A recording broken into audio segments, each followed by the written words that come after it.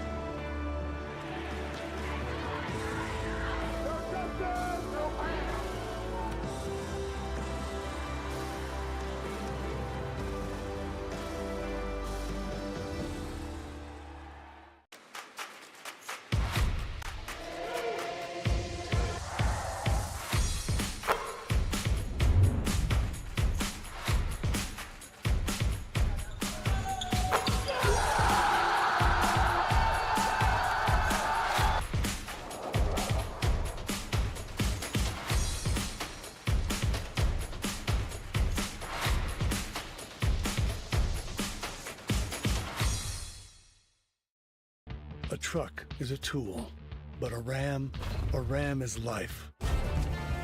Yeah, it's the wipe the sweat off your brow sort of life. But it's also the let's load up the ATV's life. The my kids play way too many sports life. The let's find a secret spot to fish life. That looks nice. Innovations, comforts, and powertrains built to power all the lives you live. Ram. Want to watch your favorite Southeast teams in action? We've got you covered. Stream live games and highlights on YouTube, Twitch, Amazon Fire TV, Stream TV, and more. For all the details, visit our How to Watch page at sesnsports.com. It's your one-stop guide to catching every play, every time, wherever you are. The Southeast Sports Network, bringing the game to you anytime, anywhere.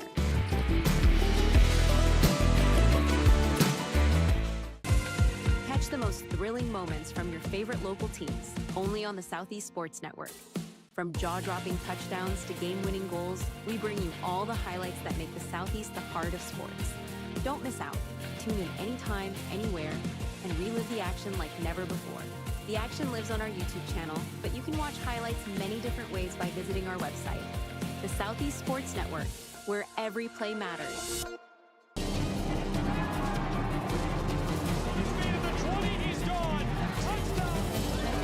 They have to score here. We're getting underway here.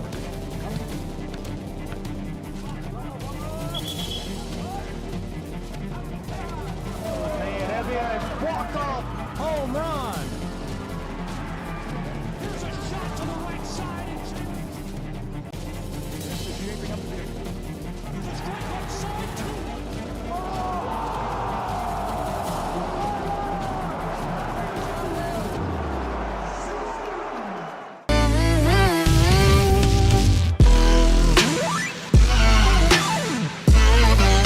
Welcome back to Lafayette, Georgia, and we are just moments away from kickoff. It's the Bobcats of Gilmer and the Ramblers of Lafayette High School, all on Georgia's 93.7 AM 1590.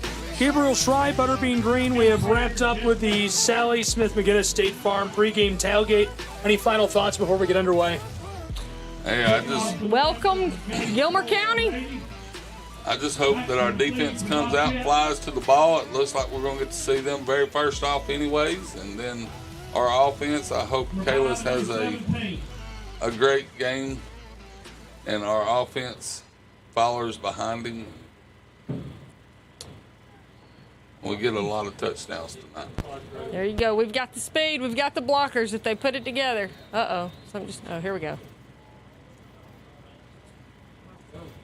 Okay, so they got ball first, so we'll get it first. That's good. Kickoff away, Here fielded back on the 8-yard line. Return man from left to right across the 20. Stops just shy of the 25, and forward progress will put him right on that line on the close hash marks. The Bobcats of Gilmer take over and will work from left to right on their first possession of the night in Lafayette.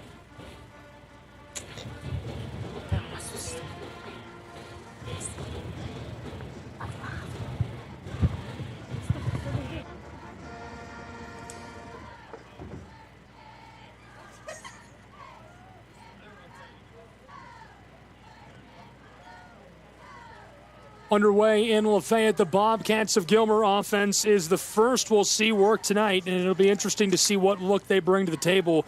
Really confusing offense to defend for any program in this region and all of North Georgia. Lots of motion. And we see it right away. A lot of bodies in the tackle box of this offense. Quarterback running through his cadence. Snap will come from the 25 on the close hash marks. He's trying to draw the Ramblers off sides. Hard count. Here's the snap right up the middle. Lots of room between the linebackers and dragged down after a gain of 7 yards. They might make it 8, and a really good look on first down. Pick up of 8 yards on the carry, big second down. That's exactly how you want to start the drive. And he came out like a rocket out of that backfield.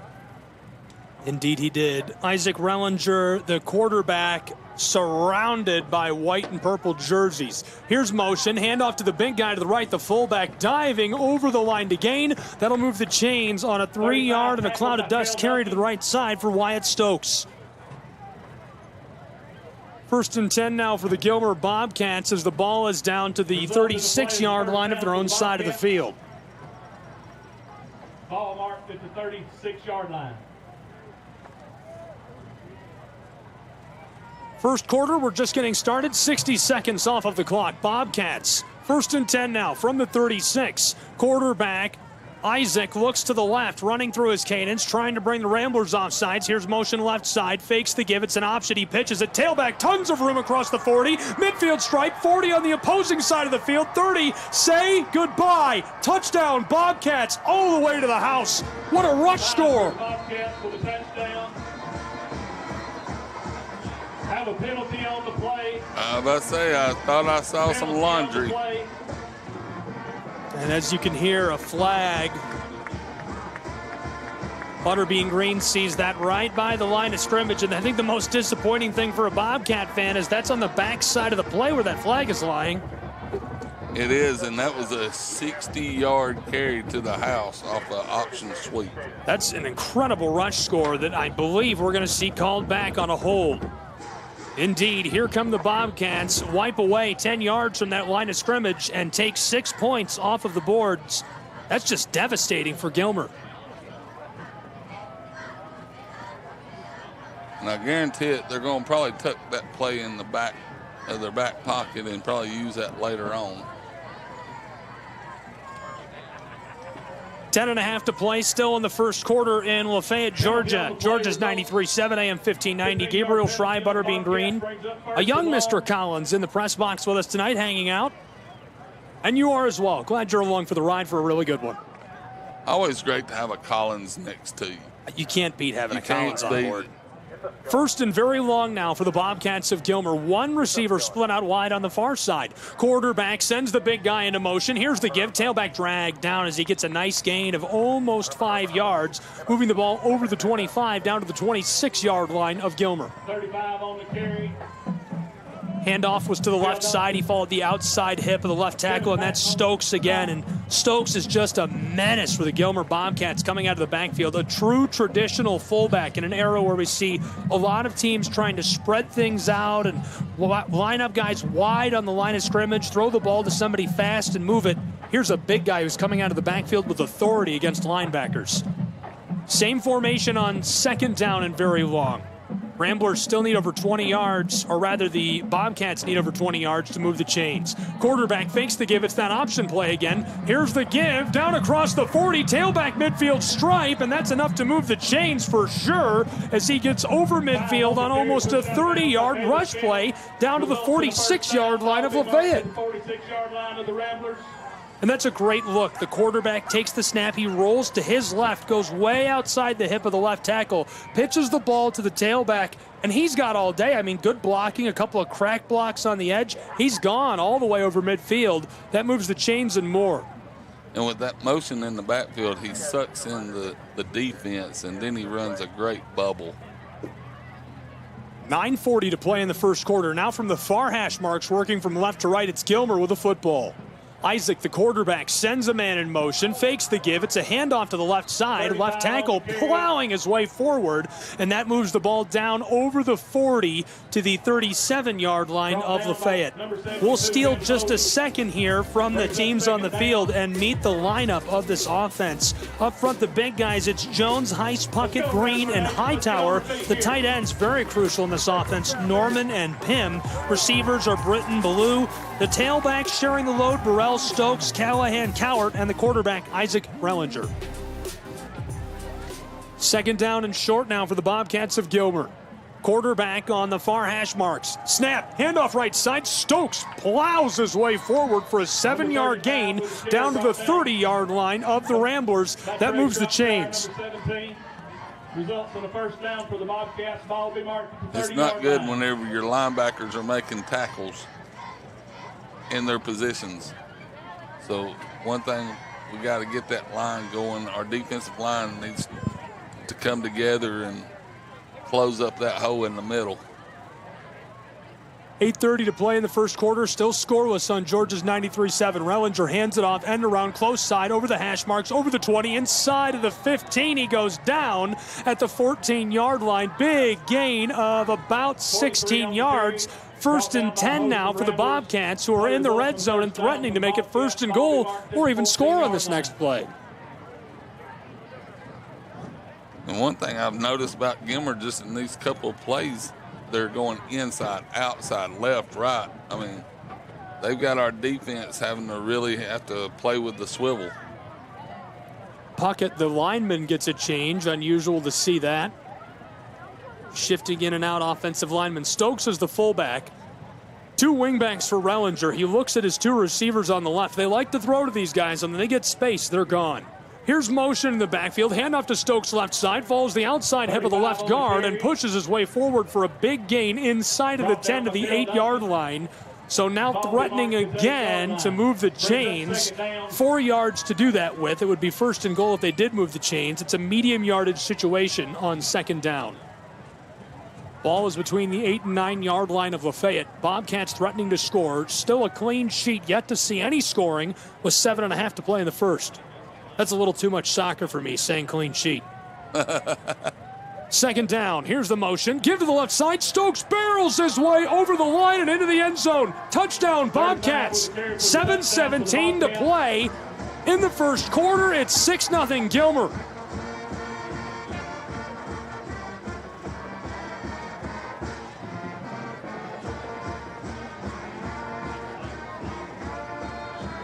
First quarter lead now for the Bobcats of Gilmer, and they'll kick the PAT momentarily. Running a little swinging gate look. Number 2 for the Bobcats on for the point after attempt.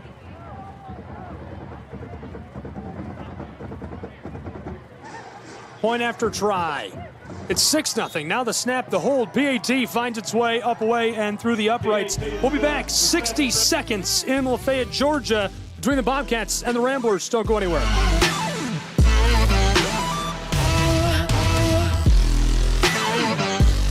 Okay, I got it. Got it. Southeast Sports Network is now on Amazon Fire TV. Now you can download the SESN app and watch on any Amazon-enabled device, such as your Fire Stick. The easiest way to download the app is to go to our website, find the Watch SESN tab, and click Fire TV app. Then just select your device from the list. That's it. Free and easy. Enjoy watching the Southeast Sports Network on your Fire TV, Fire Stick, or Fire tablet with just a few clicks. Tell them.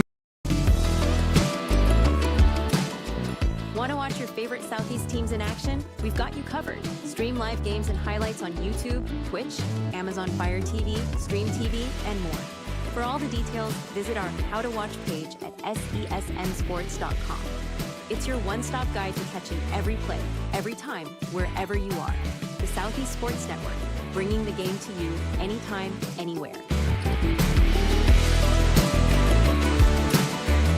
As kickoff is a way to put us back underway in Lafayette, Georgia. This one skeeters down just shy of the 30 where it's covered in a pile of bodies. Gabriel Schrei, Butterbean Green, just getting started in this one, and a really good one already underway. The Bobcats took their time on that first drive, killing the clock down to 7:17 to play in the first quarter.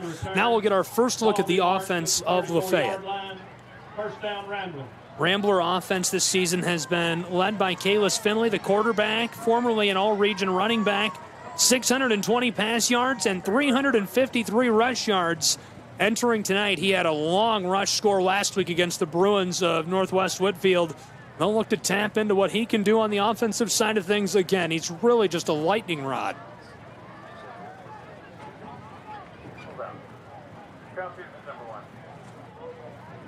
Lafayette offense changing personnel. I think something's going wrong. I don't think the ref pulled him out. Something about, I think, a mouthpiece. An equipment issue. Now the Ramblers are ready to go. From their own 34-yard line, here's the snap. Give on the end around, and a good bit of trickeration across the 40 midfield stripe, and forced out as he gets over midfield down to the 43-yard line of the Ramblers.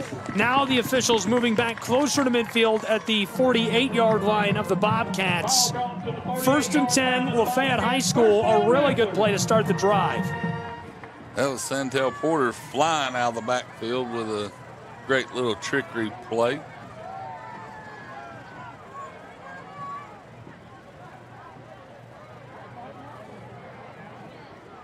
First and 10 now. Lafayette Ramblers, 2 out wide. A lot of bodies in the tackle box on offense for the Ramblers. Centel in motion. Kalis fakes the give. He goes left side, outside hip of the left tackle, over the 45, and he's dragged down. That's a gain of 5 yards, and it makes it second and medium for the Ramblers at the 43-yard line of Gilmer. Ball will be marked at the 44-yard line, brings up second down for the Ramblers. They move that one back a yard as well to the 44-yard line. 6:48 to play in the first quarter, 7-0. Bobcats of Gilmer lead the Ramblers of Lafayette. The ball is just about squared up on the center of the field, sideline to sideline. This time, 2 receivers out wide for the Ramblers of Lafayette, 1 on either side, 2 wingbacks, and a tailback alongside Kalis Finley, who sends Porter Centel into motion. There's the snap. Edwards hands it off right side, and the tailback barrels his way up along the edge for a gain of 2. Interesting look there. They switch who's taking the snap and who's carrying the ball. Dax Edwards and Finley in the backfield together. Tackle by 71, pick up of a couple of yards. You know, we said that a couple of weeks ago. That wouldn't be a bad idea. I'm glad they're actually doing that tonight. I like the look. Third down and about 4. Let's take just a second and meet the offense of the Ramblers. Quarterback Kalis Finley, all-region running back extraordinaire. The offensive line, Brackett, Grissom, Rapier, Kilgo, and Miller. Clearing space up front, the receivers are Centel and Cleghorn. Tailbacks are Daxton Edwards and Parker Greco. We're ready to go on third down and 4 for the Ramblers of Lafayette. Here's the snap. Dax Edwards distributes close side, caught over the 40. Centel fighting at the 38. He got it at the line to gain, but I think they're going to spot him just shy of it. Close official, doesn't look like it's enough to move the chains, and probably a 4th and short coming for Lafayette. What say you, Sean Butterbean Green? I think they're moving the chains now. 1st and 10, Lafayette High School. That's what I kept looking at. The white hat guy, he kept looking at it more and more and went ahead and moved it. 5:25 to play in the first quarter, 7-0 Bobcats of Gilmer. Lafayette moves the chains on a nice pass by Dax Edwards. He's talking to the head coach and the offensive coordinator on the sideline.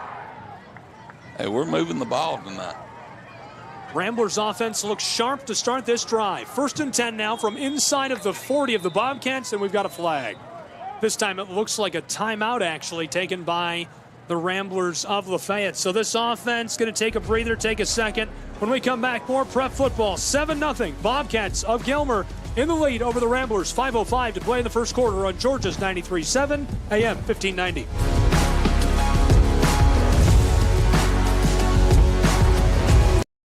Catch the most thrilling moments from your favorite local teams, only on the Southeast Sports Network.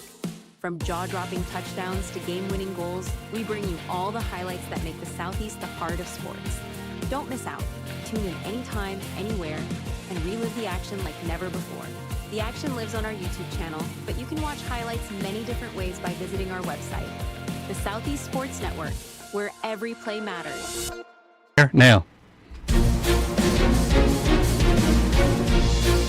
Welcome back to Lafayette, Georgia, and inside of Jack King Stadium on Georgia's 93.7 AM 1590. Gabriel Schreiber, Butterbean Green. We've got prep football all night long between the Bobcats of Gilmer and the Ramblers of Lafayette. Glad you're along for the ride. 7-0 as we're midway through our first quarter. 5:05 until we hit the second. 4 receivers out wide for the Ramblers of Lafayette, who just took a timeout. Now it's 1st and 10. Here's the snap. Edwards gives it up to Finley. 3 across the 30, down just shy of the red zone. A shoelace tackle, a touchdown saving tackle by the Bobcats on a huge rush for Finley. Ramblers threatening the red zone now on a really nice looking play there. I tell you, with that hole, I think I could have ran through it. I think you could have run through that as well. Tackle made on the back end of the play by Hunter Britton, the junior. 1st and 10 now for the Ramblers, who are just outside of the red zone in Bobcat territory, trailing 7-0. From the close hash marks, 2 receivers out wide, a lot of personnel inside of the tackle box. Edwards takes the snap, wants to throw, pressure coming, distributes over the middle. This one goes incomplete. His intended target, cutting back towards the sideline, is Porter Centel, who has a defensive back draped all over him. Actually, that's Memphis Llewellyn who is covering him, the linebacker who had roved back with Centel, stayed on him. Great coverage for a linebacker. Ramblers going to try again. 4:26 to play in our first quarter. Georgia's 93.7 AM 1590 coming to you live from down in the valley here at LaFayette High School. Gabriel Schrei and Butterbean Green. Centel in motion. Edwards takes the snap. He wants to option. Carries the ball himself right side and tackled down. Cut that right up the middle. Followed the right outside hip of the right tackle. Had a little bit of room. He gets 3 yards before he's dragged down, and he's centered up between the sidelines. 20-yard line brings up third down for the Ramblers. Just on the edge of the red zone, Lafayette Ramblers looking to avoid a potential stall out of this drive. They've averaged a couple of touchdowns per game this season. They could use one in the early stages of this matchup against the Bobcats, who are desperate for a win in region play. 3:53 to play in our first quarter, 7-0 Gilmer. Lafayette with the ball on the edge of the red zone, third down and a long 7.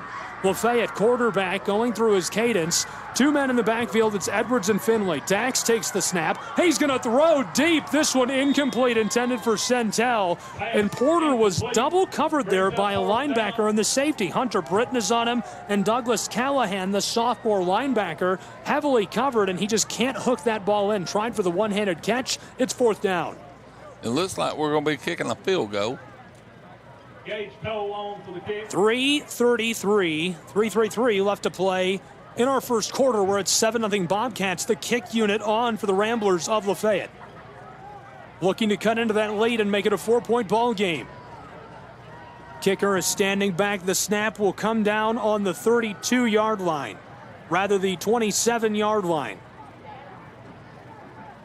That'll be good for a 37-yarder if he can hit this. Lots of math on a field goal for an announcer. This one snapped and sailing up, away, and goes wide. Nearly able to hit it. The ball will go back to the Bobcats, and we'll get our second look at their offense tonight. Before we do, let's get to know the defense of Lafayette High School's Ramblers. They've been really efficient so far this season. The big guys up front, Ben Foley, Beavers, Sigalina, and Wade. The linebackers, Williams, Shropshire, English, and defensive backs Ridley, Cleghorn, Finley, and Ware. 3.5 minutes to play in our first quarter of play. 7-0 Gilmer Bobcats. Their offense will work from left to right on their second possession of the night. Gabriel Schrei, Butterbean Green, we're really glad you're here with us. This is a good one already. It's been a lot of fun. Can the Bobcats extend their lead? 1 touchdown, 1 possession game already as it's 7-0. Everybody is inside of the tackle box on 1st and 10 to start the drive. Every single offensive player right on the line of scrimmage. Isaac running through his cadence. Here's the give. He faked it. Quarterback keeps it. Close side, outside hip of the right tackle. 30-yard line, 40 near midfield. He steps out, harassed and chased off by the big guy at safety, Finley, who corrodes him off of the field. A huge gain, but there's a flag, and it looks like holding back on the 25-yard line. So wipe that gain away. Bobcats will actually lose yardage on a brilliant trick play. That was a great look from the quarterback. Right where we left off. Ramblers, right where we left off. And go.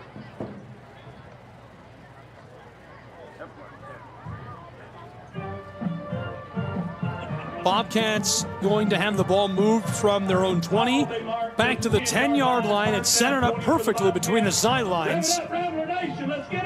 They're working from left to right on this, their second possession of the night, leading 7-0 with 3:16 to play in the first quarter. 1 receiver split out wide this time for Rellinger. Isaac, the quarterback, running through his cadence. Moments ago, he had a 30-yard rush play that was wiped away by the flag. Here's the give. Left side, fullback follows the left guard and nowhere to go. He does plow out 2, maybe 3 yards with the help of the big boys up front. He's a big boy himself, though, carrying that football. That's a load. Good job by the defense of the Ramblers. You see them crashing down in there. Ben Foley, really the staple of that defensive line. He's just a menace playing up front. 2nd and 18, ball marked at the 12-yard line. Rev it up, Rambler Nation! Just under 3 minutes to play in the first quarter. Big thanks to Jeremy Allenbaugh for tuning in. Here's the pitch on the outside, and Gilmer's man has a little bit of room. He's able to get him out 8 yards and back to the original line of scrimmage, which is the 20-yard line. I like the look, and they've been doing that a lot this season. They'll run guys in motion through the backfield. This time it's Callahan who takes the pitch, and he has a lot of room to work with. Able to get 8 yards and make it 3rd and 10 now for the Bobcats. You know, this would be a very good stop if we can do it right here. We'd get pretty good field position. Jeremy Allenbaugh, Chattanooga legend, still tuning into local broadcast. We appreciate it. He was the president of Chattanooga FC before taking over the USL's USL Championship side. Here's the snap right up the middle. A nice cloud of dust, but nowhere to go for the Bobcats, who only get 2 yards, and it makes it 4th down and 8. Rambler defense is feeling it in the early stages. They're sending Cleghorn back to take the punt. Stepping back to deliver the punt is Douglas Callahan. Snap on the punt will come from the 22-yard line of Gilmer. Their punter standing on the 9. It's Callahan on the close hash marks. Cleghorn, the return man for the Ramblers of Lafayette High School, standing on the 44-yard line of the other side of the field, just beyond the stripe. Callahan boots this. Not a good-looking punt. This one is short, sails out. That might be shy of the 40-yard line. Tyler Edgman is trying to sell it already to our close side judge. And I think he might have undersold him because the side judge is going to put that at the 35. Now move down to the 36-yard line of the Bobcats. One of the cheerleaders could have caught it and ran it back. That's how far out of bounds it was kicked. You're going to have that with punting, special teams at the prep level. It's tough. It's more of an art. It's more difficult than it looks. I know you watch game day and you see the kids come out of the crowd and hit the 30-yard field goal, but it's hard. It's very difficult. As a father of a kicker, I'm sorry. That's that's the most stressful thing I can imagine. 68 seconds to play in the first quarter. 1st and 10 Ramblers. Edwards takes the snap, rolling to the far side, runs the spin move, and he gets down just inside of the 30 of the Bobcats of Gilmer, making it 2nd down and medium. Nice spin move right there. I mean, he looked like he knew what he was doing at that particular point in time.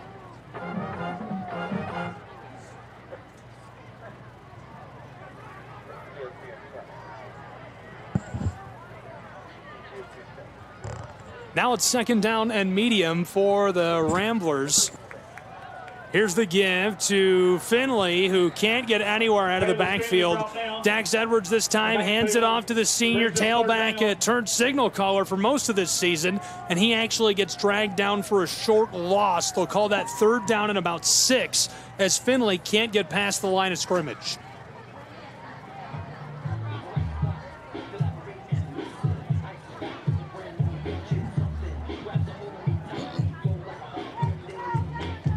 We're going to get a break for the end of the quarter as they're going to let that roll into the second. It's 7-0 after 1 quarter of play in Lafayette. The lead in the hands of the Bobcats of Gilmer County. We'll break and be back in 30 seconds. Georgia's 93.7 AM 1590. Sounds good.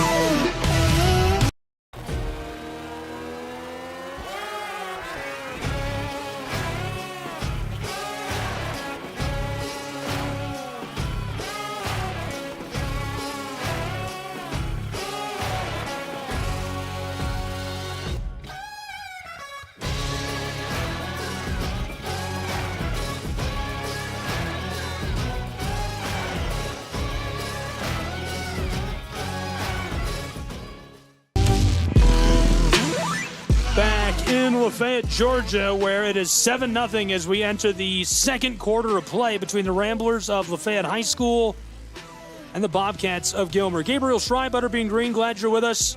Really good one so far, and the action only promises to heat up between these two.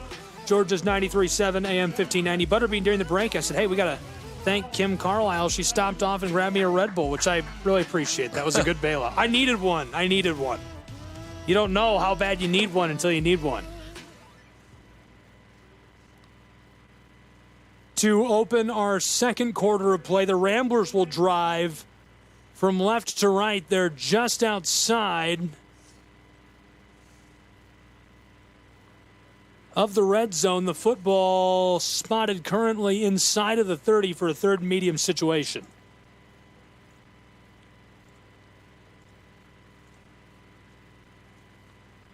Here's the snap. Dax Edwards gives the handoff. Ball's loose on the turf. Bobcats pick it up at the 40 across midfield. Opposing 40 being dragged down from behind by Edwards, who gets him just outside of the red zone. What a scoop and what a rumble by the big guy who runs that one. A huge gain on the fumble recovery. Nearly takes it all the way for the touchdown for the Bobcats. They'll be threatening to score to open this second quarter. Jesse McElrath, the sophomore, scoops that, rumbles his way down the sideline, dragged down at the last possible moment by Dax Edwards, and only 5 seconds off of the clock to start the second quarter. 7-0. Bobcats already threatening to add to their lead with 2 receivers split out wide. From the close hash marks this time, the Bobcats will work from right to left. 1st and 10. Here's the pitch. Rellinger gives it off to the receiver. He slides off one, dragging the defender inside of the 20 to the 19, and that's where he goes down. So it'll be 2nd and long for the Bobcats, but a good look for Hunter Britton, the junior. Great two-way football player for this Bobcat program. Just couldn't quite get away from the Ramblers. That's a huge turnover to start the second quarter for Gilmer. It is. I mean, especially, and that lineman was running like he was wanting to score. That was a business trip.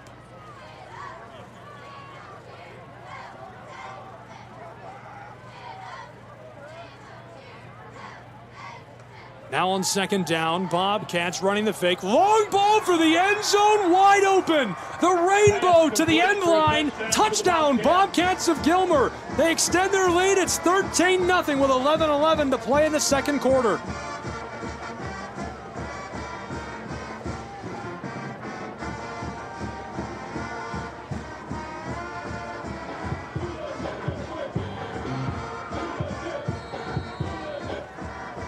Now running the swinging gate after the touchdown.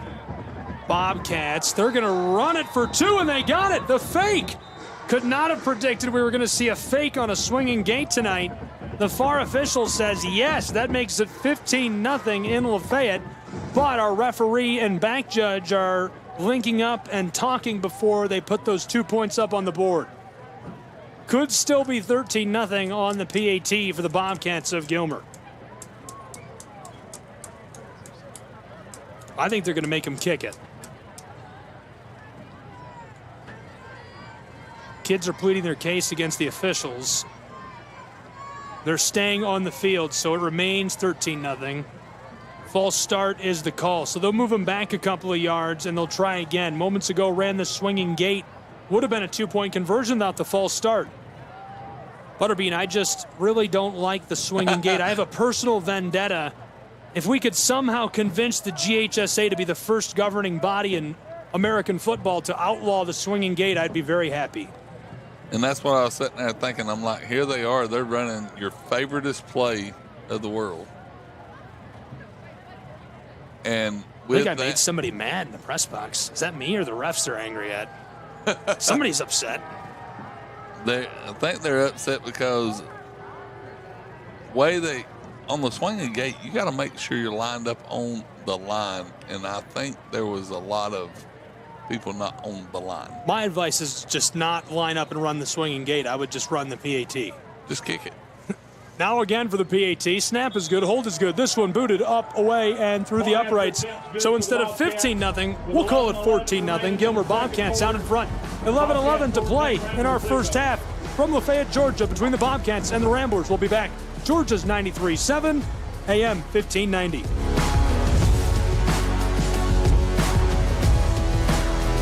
Okay. Southeast Sports Network is now on Amazon Fire TV.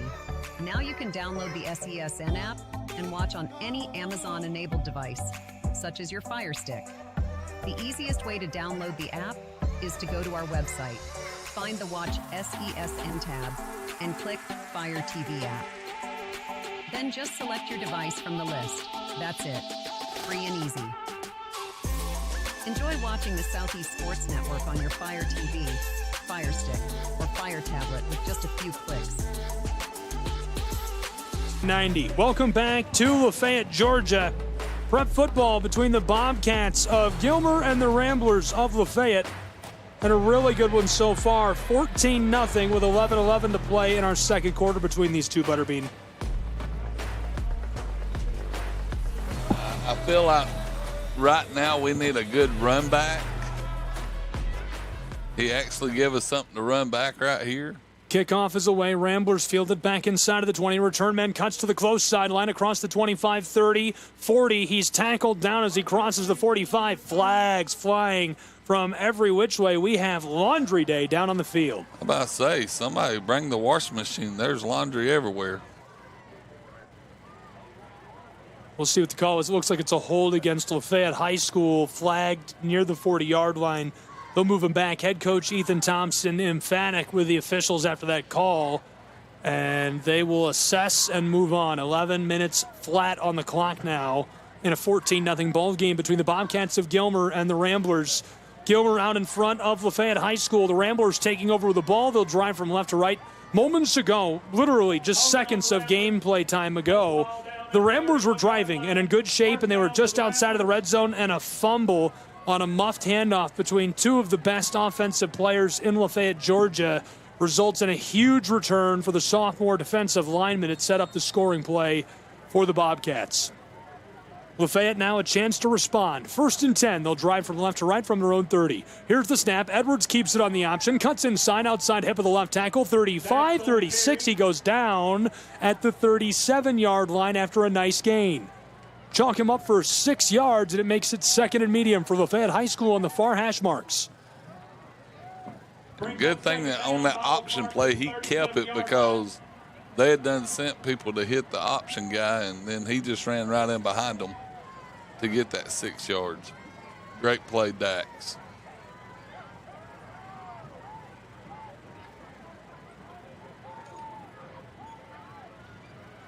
Second down and a long 4. Edwards takes the snap. Here's the give. Tailback Finley. Right tackle gets his way over the line of scrimmage and more.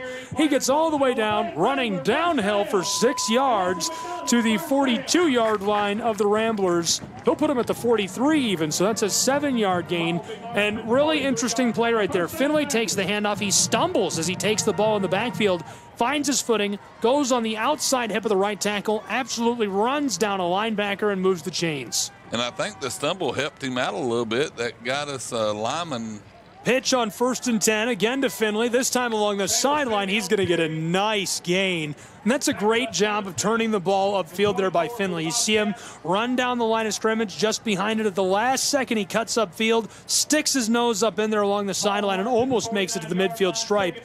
That gives the Ramblers about 6 yards, and it's going to make 2nd down much more manageable for Lafayette High. And I tell you, to make that play come true, number 7 right there, he actually is crashing down and blocking the linebacker to open that part up. Now it's going to be 2nd and medium. Rolling out, Edwards floats this across to the 40 on the opposing side of the field. That's way more than enough to move the chains. Almost a 20-yard gain on the pass play for Lafayette High School as they work from left to right on your radio dial. On the far hash marks now, the Ramblers will set up for a 1st and 10 in opposing territory at the 38-yard line. Big thanks to the Bone family who's tuned in from Virginia tonight. We appreciate you watching and following along. They're a big part of a lot of the productions I work on in TV. 1st and 10. Here's the snap and the give. Tailback is Centel, who comes on the end around, cutting his way back at the 40 and dragged down for a loss as we get a flag way on the back end of the play from our back judge. We'll see what the flag is. For the moment, it's a loss. Well, coming that far back, that had to be something extracurricular. Little extracurricular activity. But the white hat has not caught anything. The Ramblers offense, though, has moved back near the midfield stripe, and they're going to the opposing hash marks, far side of the field for us here in the press box. And our umpire moves the ball back from the 40-yard line to the 48-yard line as it's a hold called against Lafayette High School. Ramblers from the far hash marks working from left to right. 3 out wide, 2 receivers on the close side. Here's the snap, give to Finley. He's in trouble, takes a shot up high, and he goes down, swarmed by the Bobcats of Gilmer in the backfield. And 2 players in on that really making the hit. Banks is the first one to the ball and delivers a big shot, followed by Callahan closely. It was a big shot, but way Finley jumped up, it was just like a fly just hit him in the forehead. He's a tough kid. He is. And a big shout out to Sally McGinnis. She's listening to us on the radio. I'm sorry you had to hear that, Sally. And Grady and Shep is listening with her, so thank y'all for listening. 2 wide to the left. Here's the snap. Edwards floats this to the far sideline. Boy, trying to tap the toes. The official says no. That ball is out, but a good toss by Edwards, just trying to place that in the field of play, nearly able to thread the needle. Instead, now 3rd and very long for Lafayette's Ramblers. The ball back near the midfield stripe. They'll try again. I tell you, with Sally being gone and not here with us tonight, I hope Grady and Shep, I hope they eat enough of seafood for us while they're at the beach. Please do. Send pics, actually. I'd love to see. Make me jealous. I could use some crab or some lobster right now myself. There is a flag on this 3rd and very long. And our official says that's a false start. Ball going backwards for the Ramblers of Lafayette High School. They were at the opposing 48. And our umpire will put them at the 46-yard line on their own side of the field, working from left to right. I just don't know if there's a 3rd down play in anybody's rule book that can cover up that many yardage. Here's Edwards. He takes the snap in the shotgun, trying to preserve himself, rolling around, coming to the close sideline, towards the line of scrimmage. He throws a howitzer down the field, the rainbow ball, a battle for it, and Hatton tried to trap it against his body. Too much pushing and shoving, and the ball pops out, but a flag flies on that play as our umpire and referee are already talking it out. This time it's going to be a chop block. Don't see that called for very often against the Ramblers of Lafayette. I missed it. They should have saw the mugging downfield. I mean, the only thing was missing was the subway. Our wide receiver got mugged. So after the assessment of the flag, the ball moved back behind midfield. 4th down and very long. Lafayette would need a country mile to move the chains. Punt unit came on, then went back off. Offense of the Ramblers looks like they're still on the field. Bodies scrambling. Bobcats trying to get set. There's an extra whistle. That has to be a timeout by the Bobcats. It is. Timeout taken wisely by Gilmer High School. Nice little trickeration by Lafayette. They kind of are letting it all hang out here in the late stages of the season, and they make it look like they're going to send on the punt unit. What do? No, the offense stays out there. They were going to go for that, but foiled by the heads-up decision by the coaching staff of Gilmer to take the timeout. I'm glad you're along for the ride tonight. A really good one underway in Lafayette, Georgia. I'm Gabriel Schrei. Butterbean Green is here with me. It's the Ramblers of Lafayette High School and the Bobcats of Gilmer. 7:43 to play in quarter number 2 between these two. And what a good matchup so far. This one has been a lot of fun to be along for the ride of. A real car back on the sideline, and it has been our mascot ever since. We'd also like to thank Blossom Gas for providing us with got to give a shout out to Mark Guinness. That is Sally's husband. We didn't say his name. They're watching as a family as they're traveling to the beach. So, Mark, sorry we left you out. I hope you have some great seafood and send us pics. Honestly, I want to know, first of all, who's driving for insurance purposes. And secondly, what automobile they're driving. That's pretty important for insurance purposes. I think they're flying. Snap is back and the punt away. Fielded back for a fair catch just outside of the 20 by the Bobcats of Gilmer. That came quickly. Punt unit comes on, sends that away ASAP. Bobcats call for the fair catch, and so with 7:36 to play in our first half of play, 14-0 Bobcats. They're going to take back over on offense. I think they're driving up to Nashville and then flying out. That checks out. So they're probably got some great insurance from Sally McGinnis State Farm.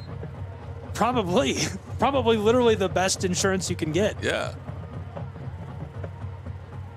1st and 10 now for the Bobcats of Gilmer. They're just inside of the hash marks on the far side, working from right to left. Here's the snap. Give on the end around. Lots of room for the ball carrier across the 30. Now the 40. He's got a convoy across midfield. Opposing 40 dragged down as he breaches the 30-yard line of the Ramblers.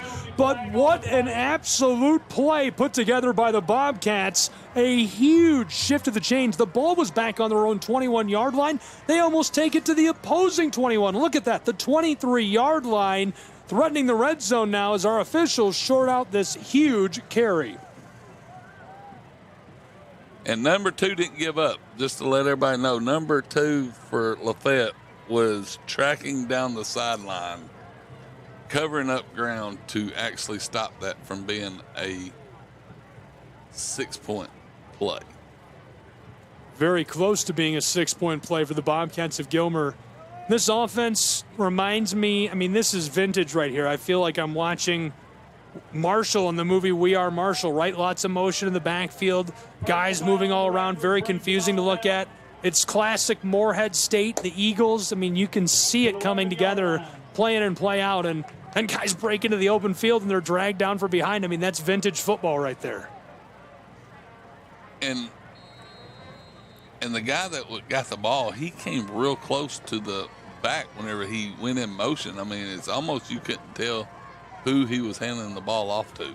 Almost 1st and goal, 1st and 10 from the 12. Here's the give left side. Fullback falls the outside hip of the left tackle and dragged down. He's right between the center of the hash marks. He gets about 2.5, 3 yards. They're going to spot him at the 7-yard line of LaFayette, threatening to score on a 2nd and medium situation in the proverbial shadows of the goalpost. 14 blank, 6:49 to play in the first half. Bobcats of Gilmer wait for the play call. One receiver split out wide on the far side. A fullback, 2 wingbacks for Isaac, the quarterback. Rellinger through his cadence. Man in motion. There's the give. Fullback, right guard. He's got it. Touchdown. Bobcats extend their lead. 20-0, 6:25 to play in the first half.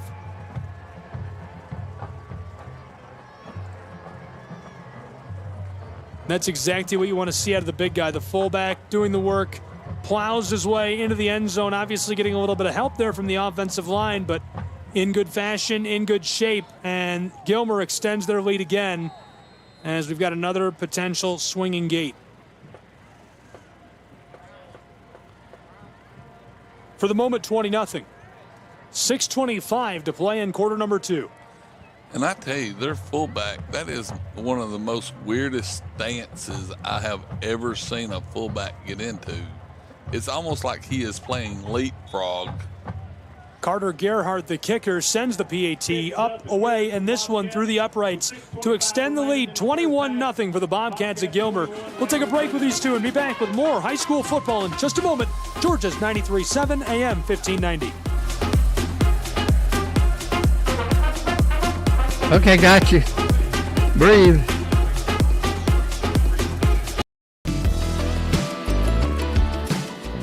Want to watch your favorite Southeast teams in action? We've got you covered. Stream live games and highlights on YouTube, Twitch, Amazon Fire TV, Stream TV, and more. For all the details, visit our How to Watch page at sesnsports.com. It's your one-stop guide to catching every play, every time, wherever you are. The Southeast Sports Network, bringing the game to you anytime, anywhere.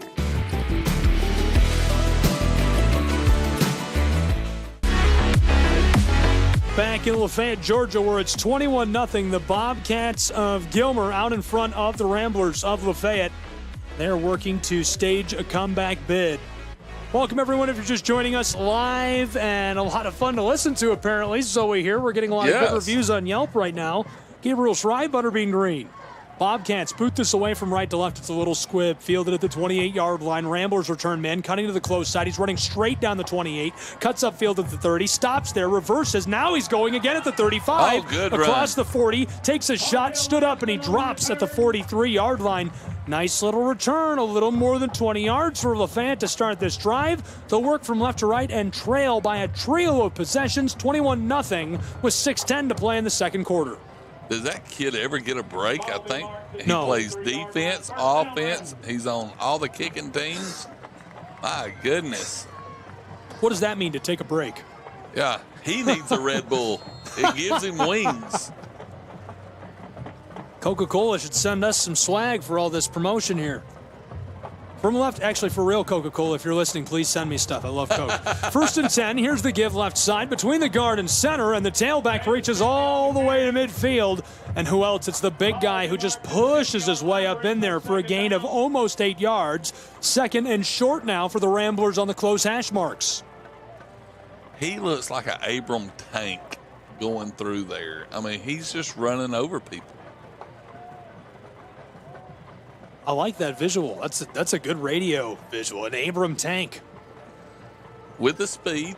Kalis Finley's a Panzer Shrek. Yes. Tops out at 37 miles per hour. I don't know that. I'm just making that up. 2nd and short. Here's the snap. Edwards is in trouble, running for his life across the 45, midfield. He's got the ball tucked, and he steps out right near the line to gain. The close official is giving him the first down. Far official has got him maybe a yard back. And they're arguing visually. No, move those chains. 1st and 10, Lafayette Ramblers down to the 46-yard line of the Bobcats side of the field. They're on the far hash marks. I think I would go by the guy that he about ran over than I would a far away guy. That was a good run, Dax. 1st and 10 now. 3 out wide, 2 on the close side for the Ramblers. Here's the give. Finley slips one. Big shot to the hip. He stood up by the linebacker and topples over as a swarm reaches him down near the 41-yard line. Nice gain, though. He was downhill, had good blocking on the right side of that line. They're able to seal it off for him. Just can't quite move the chains as it's 2nd and short now for Lafayette. I bet the defensive player wished twice that he did not hit him right where he hit him, because it didn't stop him. He just flung off of him, and it took 5 others to take him down. 2nd and medium. So he's going to feel that in the morning. We've got a false start. It might be on Centel for illegal motion. We'll see what the call is. Yes, this will move back a couple of yards, but on 2nd and short, you can afford that after a really nice play on the carry on 1st down. Sally says she has an Atlas. Is that a make or a model? Is that a Volkswagen Atlas? That's a nice car, right? Or does Lincoln make an Atlas as well? I think the Atlas is Volkswagen. I really just want to know how safe it is. That's what I want to know. Well, if it's made by a Volkswagen, it's pretty safe. If the Queen of Insurance is driving it, or Mark is driving, actually, that's as safe as it gets. Here we go on 2nd and long, roping a pass to the sideline, and this one is caught right near the edge of the field. That's going to move the chains. Dylan Hatton with a nice catch. 1st and 10 now for the Ramblers of Lafayette, who are 13 yards from the red zone at the 33-yard line of the Bobcats on the close hash marks. Sally said it's not. She's not driving an Atlas. She is reading an Atlas. She don't even have Google Map. That's crazy. We got to talk about that. Can I talk to you for a second? Here's the give left side, and that's a gain of a yard to make it 2nd and long. I think she said that she's going to get us some swag.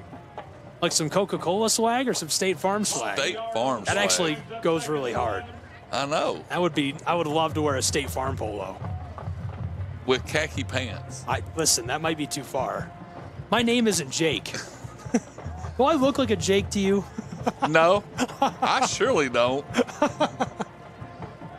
2nd down and a little long now after a foiled play on 1st down. 4 out wide, trips left for Dax Edwards. He takes the snap. Pocket is holding for a moment, flicks this over the middle, caught at the 25. Receiver stays on his feet initially and is now dragged down from behind. Fighting to get extra yardage is Dylan Henton. They're going to spot him inside of the 30, down to the 27-yard line and make it 3rd down and short for the Ramblers of Lafayette. 21-0 Bobcats of Gilmer. 3 minutes to play in our first half. And I think Hinton was surprised because whenever he caught it, he went into the fetal position like he was about to get hit. And there wasn't nobody around him until he turned. I like the way that Dax Edwards moves with the ball, and that's a really interesting pass to keep the play alive. This time on 3rd down, he takes the snap. He's in danger. Reversing fields in the backfield, headed to the far sideline near the 30, reaching out, and he's tackled down before he can get out of play. He's going to lose a couple. The ball will move from the 27 to the 30-yard line of the Bobcats and bring up 4th down and a long 6 for Lafayette's Ramblers on the far hash marks. But with his wheels, he helped out himself because it was going to be a bigger loss. It looked like he had everybody from Gilmer County chasing him. 21-0 Bobcats, 2:10 to play in our first half. Ramblers with the ball, and now 4th down and long. Decision time was quick. Trips right, 4 receivers out wide total. Ramblers take the snap, and we've got 3 flags hitting the turf. Hello, Laundry Day. False start, and 5 yards marched off against the Ramblers. Penalty on the play brings up 5-yard loss for the Ramblers. Aren't you glad it's football season? This took so long to get here. I know, and it's so great. Is it halfway over? Is that real? Is football season halfway over? Not really, not for college. It feels like it. I feel sad inside. I don't want football season to be over. With everything that's going on, I mean, you can almost watch football every night of the week. It's true. I like that they've done that with college football. We've got a flag thrown before the play can get underway. No, scratch that. It's a timeout taken by the Ramblers. Just under 2 minutes to play in our first half. 1:54 to go in quarter 2. We'll keep it here for the timeout. 21-0 Bobcats of Gilmer in the lead over the Ramblers. And Lafayette has been driving. They were threatening to score. They've lost a little bit of yardage here, so now it's 4th and long, and they're going to have to cope with that and try to pull something together. We'll see what the play call is in just a moment. But before we do, I do want to give a big thanks and shout out to a number of key local partners, including the lady who's reading the Atlas and Mark who's driving, Sally Smith McGinnis State Farm. Thanks so much for your support. Thank you to Georgia Casa for everything you do for the community as well. That's a tough job, and that's a big job. D&D Trailer Sales, and be sure to stay tuned for the D&D Trailer Sales halftime report. We'll have a full rundown of the first half and what to expect. The Bank of Lafayette, Ringgold Telephone Company, our post-game sponsor, Georgia Northwestern Technical College, Paul Thigpen Chevy GMC of Lafayette, Lafayette Finance Company, the China Buffet of Lafayette, the Area Agency on Aging, Jenkins Chrysler, Dodge Jeep Ram, Mike Cameron, Georgia House District, American Dock and Door, Dairy Dip of Lafayette, Mitchell's Plumbing, and Valley Auto Sales. Thanks for your support of Georgia's 93.7 AM 1590. Speaking of the China Buffet, I ate there Monday night. I'm ready. I've got a big plate in my truck. 4th and long now for the Ramblers. Here's the snap. Edwards running away. We've got a flag on the back of the play. He flicks it downfield, and this goes incomplete. He was looking for Sentel. I think he just underhanded that 20 yards. First of all, a powerful toss looking for Sentel. 1:44 on the clock. The flag is in the area of a holding or a block in the back. Either way, though, turnover on downs without the flag. Penalty on the play. He actually threw a heat-seeking missile. That was an interesting toss, wasn't it? That was. And he was rolling, just to get everybody to see it, he was rolling, and whenever he came off that front foot, it looked like a 120-mile-an-hour fastball. 40 Penalty yards is declined downfield by the Bobcats, and so it's a turnover on downs, and their offense will get it back with another crack at it from the 35-yard line of their own side of the field, working right to left with 1:44 to play in the first half. 21-0 Bobcats of Gilmer. Their offense, one receiver split out wide. From the far hash marks, Isaac Rellinger takes the snap. Here's the pitch, tailback, close side, across the 35, stutters at the 40, takes a shot to the back of the knee and goes down after a nice carry, and that's the big guy who's doing it all, Callahan, taken down by Bryson Cleghorn. He gets about 6, almost 7 yards and moves the football to the 42-yard line. If you were going to describe, if that was a baseball pitch, I would say that to end that drive, Edwards threw a sinker. That was an interesting, like a laser shot that just dropped at the end. That was a nice little pitch. It was almost like the old fork ball. Timeout down on the field. We'll keep it here as we're just about 90 seconds away from the halftime report with D&D trailer sales. 21-0. A blank score line for the Ramblers so far, who have averaged a pair of touchdowns per game per outing this season. And a couple of times they've been really close to scoring. So I have a feeling we'll focus on that during our halftime report. And maybe who we'd interview if we could interview anyone in the world again. Maybe. Any thoughts before this next couple of plays, though, by the Bobcats on production, defense of the Ramblers? Well, we're keeping them away from the corners on certain plays, and then we're sagging in the middle, but then we're strong in the middle and we're sagging on the corners.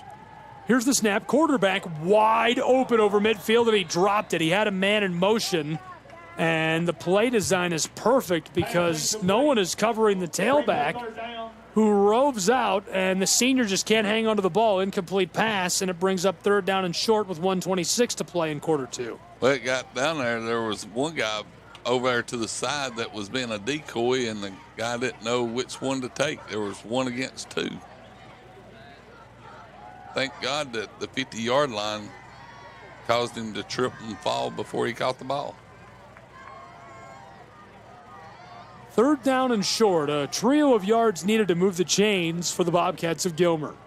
Man in motion. Christian takes the pitch. He's got a lot of room on the edge over the 45, midfield, still on his feet, driving, and stopped at the 47-yard line. Stood up, couldn't go anywhere. That'll move the chains, though. Kalis Finley, the one who finally stopped him.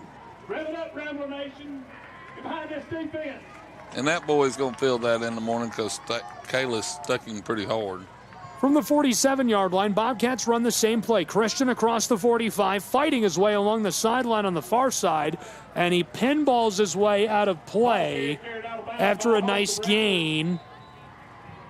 Looks like they're going to put him at the 41-yard line, and a timeout on the field. Ramblers calling their defense to the close side. 66 seconds left to play in quarter 2. So as these two programs take a short break, we're going to take a quick 30-second stand aside as well. Georgia's 93.7, AM 1590.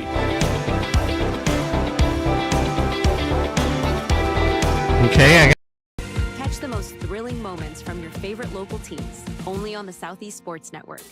From jaw-dropping touchdowns to game-winning goals, we bring you all the highlights that make the Southeast the heart of sports. Don't miss out.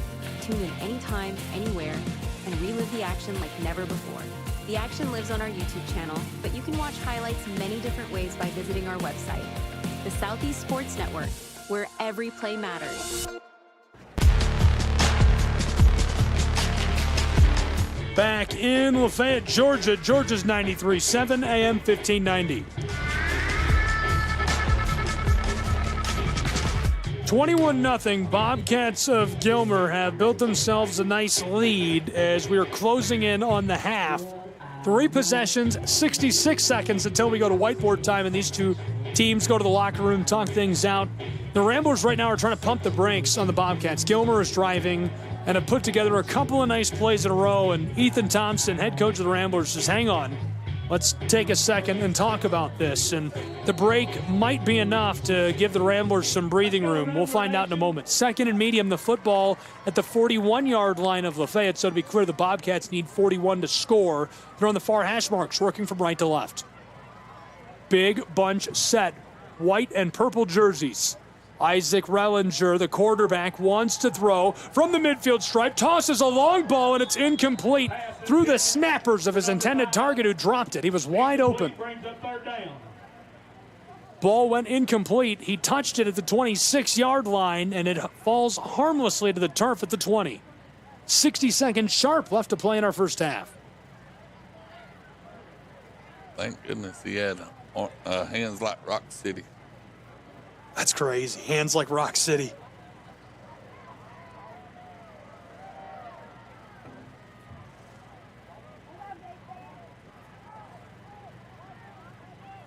The fullback's still getting.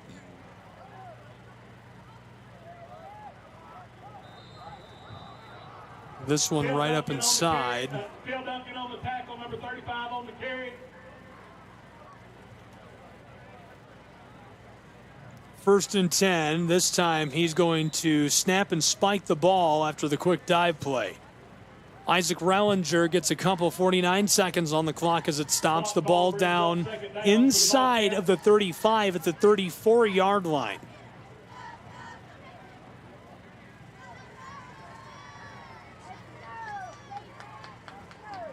Let's go, Rambler defense.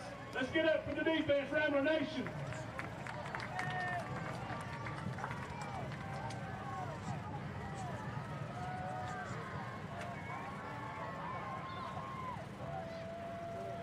Second down and long, 10 yards from just inside of the 35 of the 34. Bobcats fake the give. Isaac Rellinger lets go a rainbow ball for the end zone. This one falls incomplete. Intended target is the big guy, the fullback, battling it out. And great coverage on the back end of that play. Looks like Tay Ware, Bryson Cleghorn right in that zip code. Unable to haul that one in for the touchdown.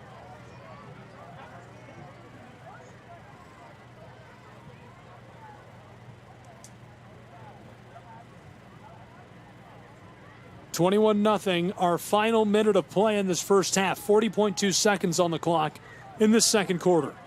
Gabriel Shrine, Butterbean Green, young Mr. Collins is here with us in the press box tonight. Georgia's 93.7 AM 1590. Be sure to stay tuned for the D&D Trailer Sales Halftime Report. Here's the snap. Rellinger rolling out, close side, wants to throw, lets one go for the end zone. The beam is caught, touchdown. Bobcats haul it in as he finds his way into the orange area of the turf. Call it 27-0 in Lafayette, Georgia. What a catch, getting himself open, running downfield. The big guy able to shake the defensive back. Hauling that in for the score, it's Douglas Callahan, the sophomore. Insert a swinging gate joke here because that's what we're going to see on the PAT. I really don't like the swinging gate. I'm going to write hate mail about the swinging gate. I'm going to write a blog post about how awful the swinging gate is. 31.8 seconds to play. I hope you don't like the swinging gate. It's okay. I'm just kidding. PAT coming for the Bobcats, who are lined up normally now. Snap is good, hold is good. And the PAT chip, this one flies up, away, and through for Carter Gerhardt to make our score 28-0 in Lafayette, Georgia. We'll break and be back in 30 seconds between the Ramblers and the Bobcats. Don't go anywhere.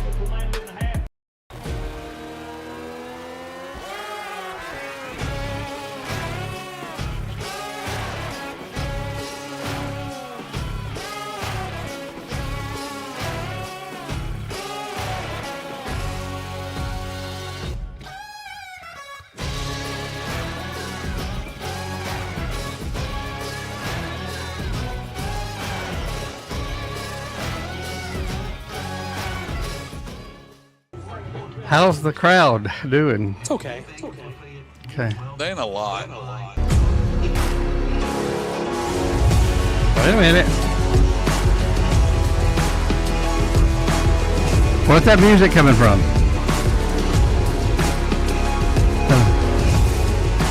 Get ready.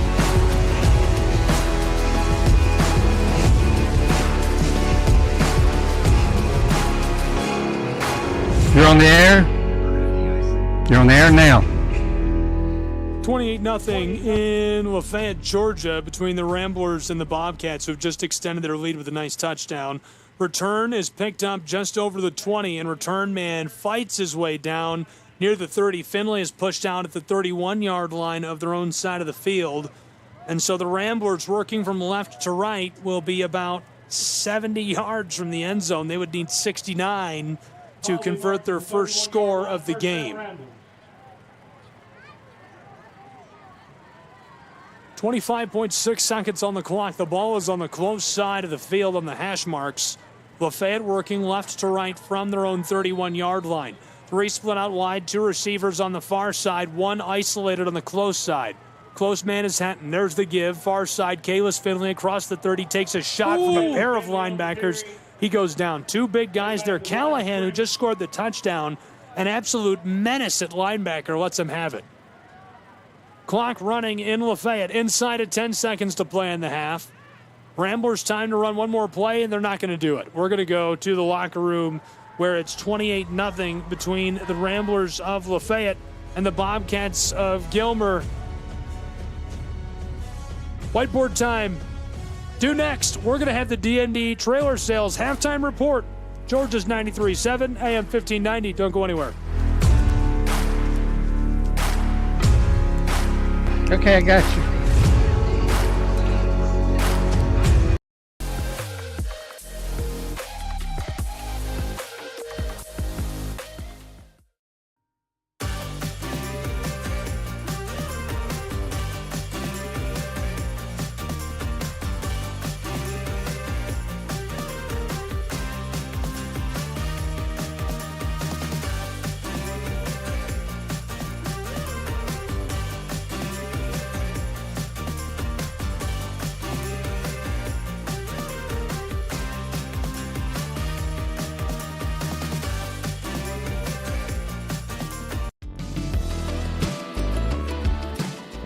Want to watch your favorite Southeast teams in action? We've got you covered. Stream live games and highlights on YouTube, Twitch, Amazon Fire TV, Stream TV, and more.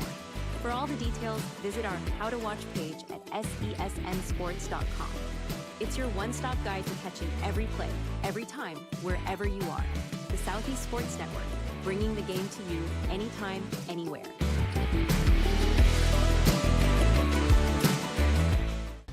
At the U.S. Center for Safe Sport, we see champions everywhere we look. In every sport, on every court, we're building a foundation to ensure all athletes are safe, supported, and strengthened. At the U.S. Center for Safe Sport, ending abuse is not just our job. It's our promise.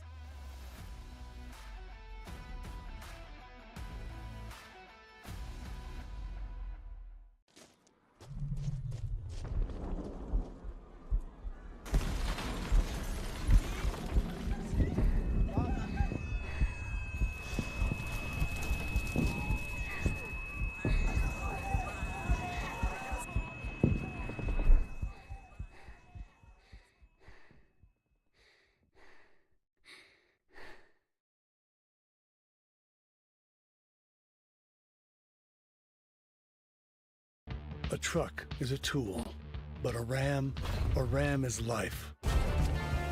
Yeah, it's the wipe the sweat off your brow sort of life.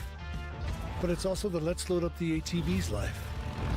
The my kids play way too many sports life. The let's find a secret spot to fish life. That looks nice. Innovations, comforts, and powertrains built to power all the lives you live. Ram.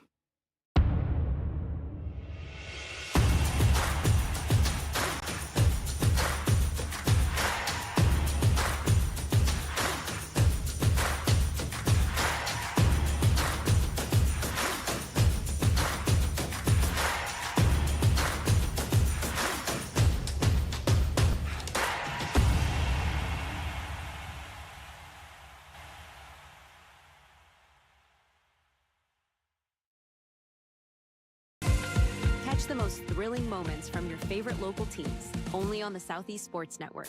From jaw-dropping touchdowns to game-winning goals, we bring you all the highlights that make the Southeast the heart of sports. Don't miss out. Tune in anytime, anywhere, and relive the action like never before. The action lives on our YouTube channel, but you can watch highlights many different ways by visiting our website. The Southeast Sports Network, where every play matters. The Southeast Sports Network, your free ticket to front row sports action. From heart-pounding football showdowns to thrilling basketball games, experience every moment live, all from the comfort of your home. Your favorite athletes, broadcast in real time and on demand. It's not just streaming, it's your front row ticket to the best of Southeastern sports. And the best part? It's absolutely free. Don't miss a moment of your favorite teams. Join us now at the Southeast Sports Network. The Southeast Sports Network, your front row ticket to live sports.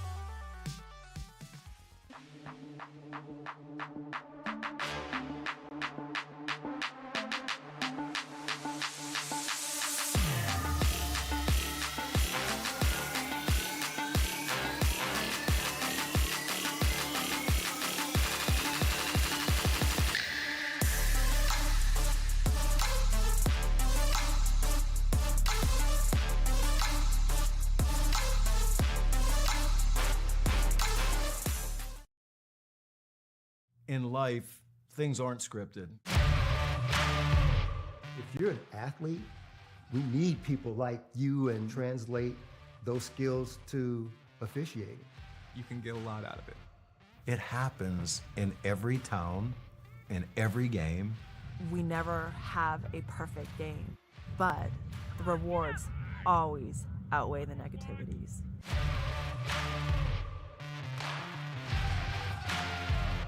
My character, Shazam, knows all about growing up in a family full of teenage superheroes. They're bold. Where's everyone going? To fight crime? Okay. Adventurous. Shazam! There's never a dull moment. And no matter what happens, they'll always have your back. All they need is a place to grow and be themselves. And the best part is, you don't have to be a superhero to adopt a teen. Learn more about adopting a teen from foster care. Visit adoptuskids.org. You can't imagine the reward.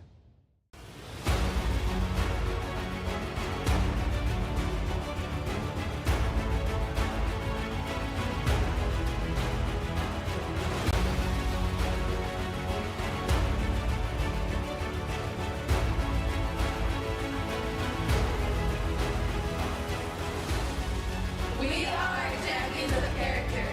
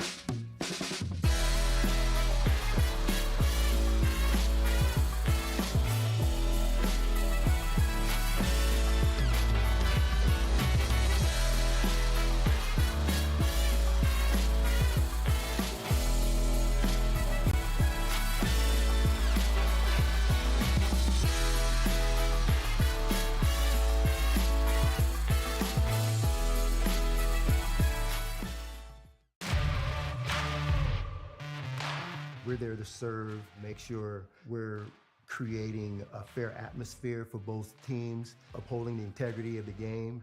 I chose to be an official. It's the best decision I've made. In life, things aren't scripted. Games aren't pre-scripted. You know, I got into officiating because my father was an official. Officiating was part of our family life. It wasn't just the game. Get to be outside, get to experience the game. It's so much more fun. You can get a lot out of it. If you're an athlete, We need people like you and translate those skills to officiating. To help me become not only a better official, but a better person. It happens in every town, in every game. We never have a perfect game, but the rewards always outweigh the negativities. And it's just been wonderful.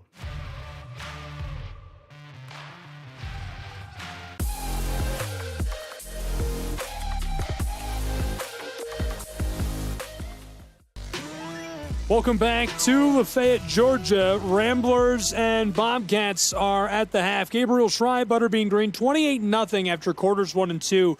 Butterbean, how do the Ramblers find their way, find their footing, and get back into this in this third quarter? One step at a time. They don't need to get focused on the scoreboard. I know we say that each week. They don't need to. It's one play at a time. It's one touchdown at a time to get back into it. On defense, it's everybody being focused, everybody going out there taking care of their people. I look at it like this. If you've ever seen the movie Facing the Giants, it's whenever he says that worry about your stones and your part of the wall, and as long as you take care of your stones and build your wall, then the wall comes up and it will stop anything.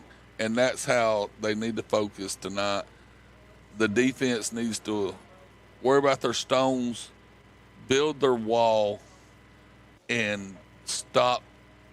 Because I'll go ahead and tell you, Gilmer is throwing everything at them. I mean, everything. They're throwing it deep. They're running off the edges, and then they'll run right up the middle. I'm only laughing because I love how many euphemisms we use during our shows. Oh, yeah. Like, we have like 6 or 7 little parables we use during every broadcast between the two of us. You got to worry about your stones and you're part of the wall. Like, we just always have, I just enjoy that. If you're just joining us, 28-0 at the half. Gilmer on the road taking on the Ramblers of Lafayette. Gabriel Schrei, Butterbean Green, Tim Hall back in the studio. And we are at the half between these two quarters in the books. Lafayette trying to flip the script in quarters 3 and 4. Tim Hall is getting cooked on Facebook. He wore orange to support the Ramblers tonight, and I don't think his Facebook friends, his daughter-in-law Amanda Hall, his wife Judy Hall, know that it's for the Ramblers. His wife says she's going to, and I quote, burn that orange shirt. And Amanda Hall says friends don't let friends wear orange. I think Tim actually can throw himself on air if he wants to speak in his own defense here. But just to take up for Tim, he is a Georgia fan with a Rambler orange shirt on. Yeah. There's there's nothing wrong with a little Tennessee. There's a different color of Tennessee orange to Rambler orange. Tennessee's fine, right? Tennessee's not fine here, is it? Am I going to get roasted for supporting Tennessee here? Florida Gators, not fine, actually. No Florida Gator orange. Not allowed. We're too far away, right? Like, is it by how far the crow flies? Like, is that how we measure where it's okay to support other SEC teams, or is it just outlawed in certain parts? I think if you live in Georgia, you should cheer for the red and black. That checks out. Well, I live in Tennessee, so should I? Is it automatic? No, you should still cheer for Georgia. All right, too. okay. I'm asking you. These are your rules. I'm letting you set the rules right now. Nobody should ever say Rocky Top. I do kind of like Rocky Top, though. It makes me cringe. You know, I never really listened to the lyrics of that song, and somebody posted the other day, and it was like a breakdown of the lyrics, and I was like, I did not know that's what that song's about. I thought it was about, like, people falling in love. You know how Tennessee got their orange in their colors was there used to be a hill of flowers that were orange. And the people loved it. So whenever Tennessee had a football team, they're like, hey, we're going to be orange. Interesting. Because of them flowers. That's just you know how some people say they like to watch grass grow? I like hearing stuff like that just so I can use it later on. It's useless knowledge that I have. 28-0 after 2 quarters of play. D&D Trailer Sales halftime report will return in just a moment from Lafayette, Georgia. We've got more prep football. Georgia's 93.7, AM 1590.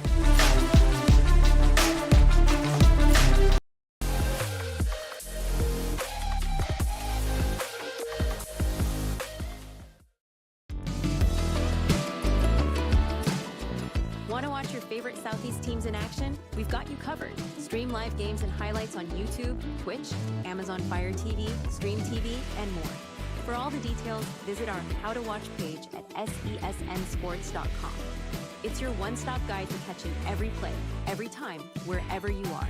The Southeast Sports Network, bringing the game to you anytime, anywhere.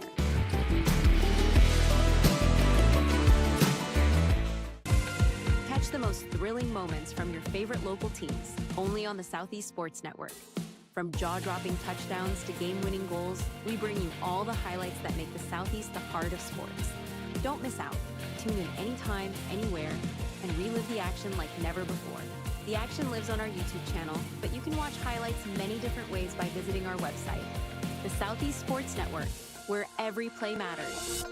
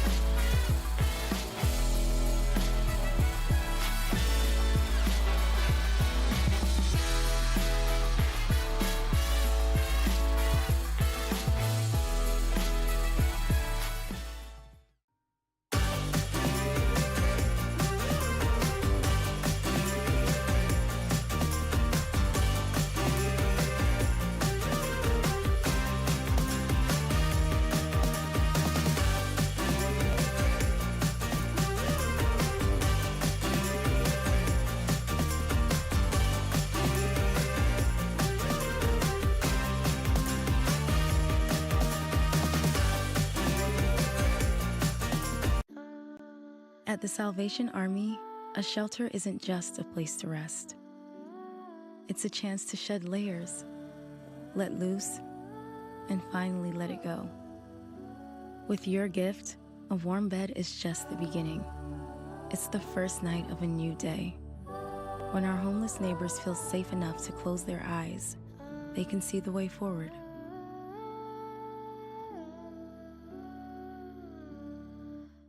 A truck is a tool, but a ram is life. Yeah, it's the wipe the sweat off your brow sort of life. But it's also the let's load up the ATV's life. The my kids play way too many sports life. The let's find a secret spot to fish life. That looks nice. Innovations, comforts, and powertrains built to power all the lives you live. Ram.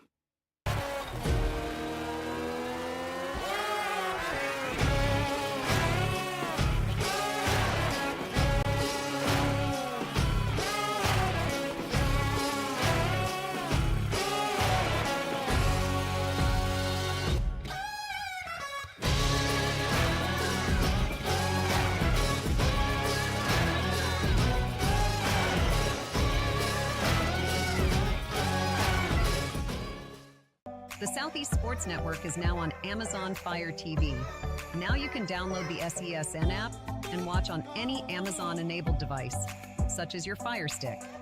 The easiest way to download the app is to go to our website, find the Watch SESN tab, and click Fire TV app.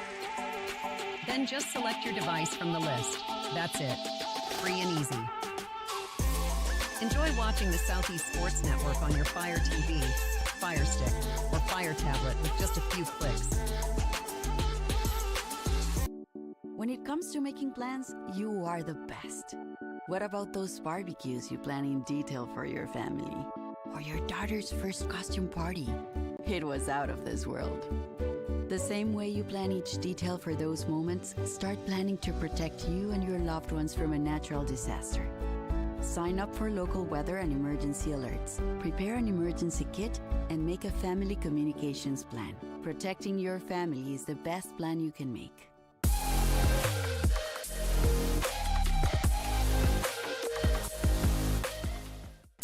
Back as part of the halftime coverage, 28-0 in Lafayette, Georgia, between Gilmer and the Ramblers. And we're talking during the half about the craziest dish you've ever eaten. I'm trying to think. The problem is I'm trying to talk and do analysis and keep the show going while I'm trying to think, and that's surprisingly difficult at times. I can go ahead and tell you. I want to know. Let's hear it. It was we have a veterans barbecue every year here in Lafayette. Chuck Clements puts it on for our veterans, and I actually got to go to it, and it was cow's tongue.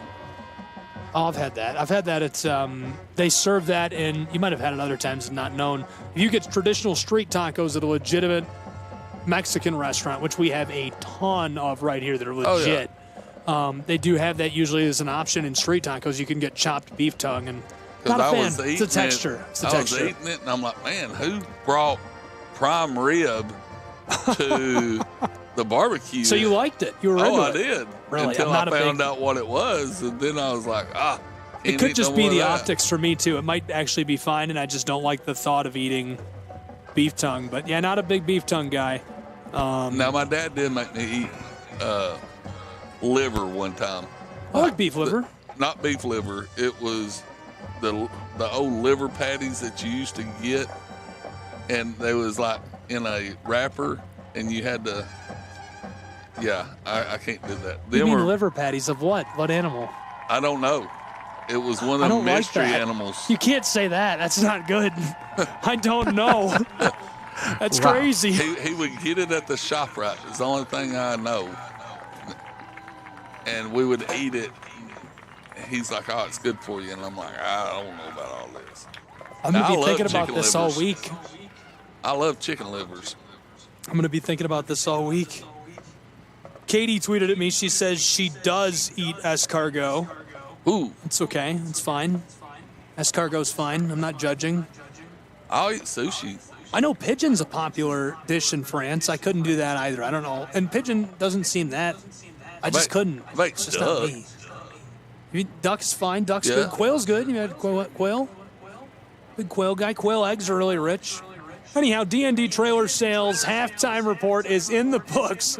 Butterbean's laughing. We'll find out what that is when we return with the second half of play in 30 seconds from Lafayette, Georgia. Don't go anywhere. Georgia's 93.7 AM 1590.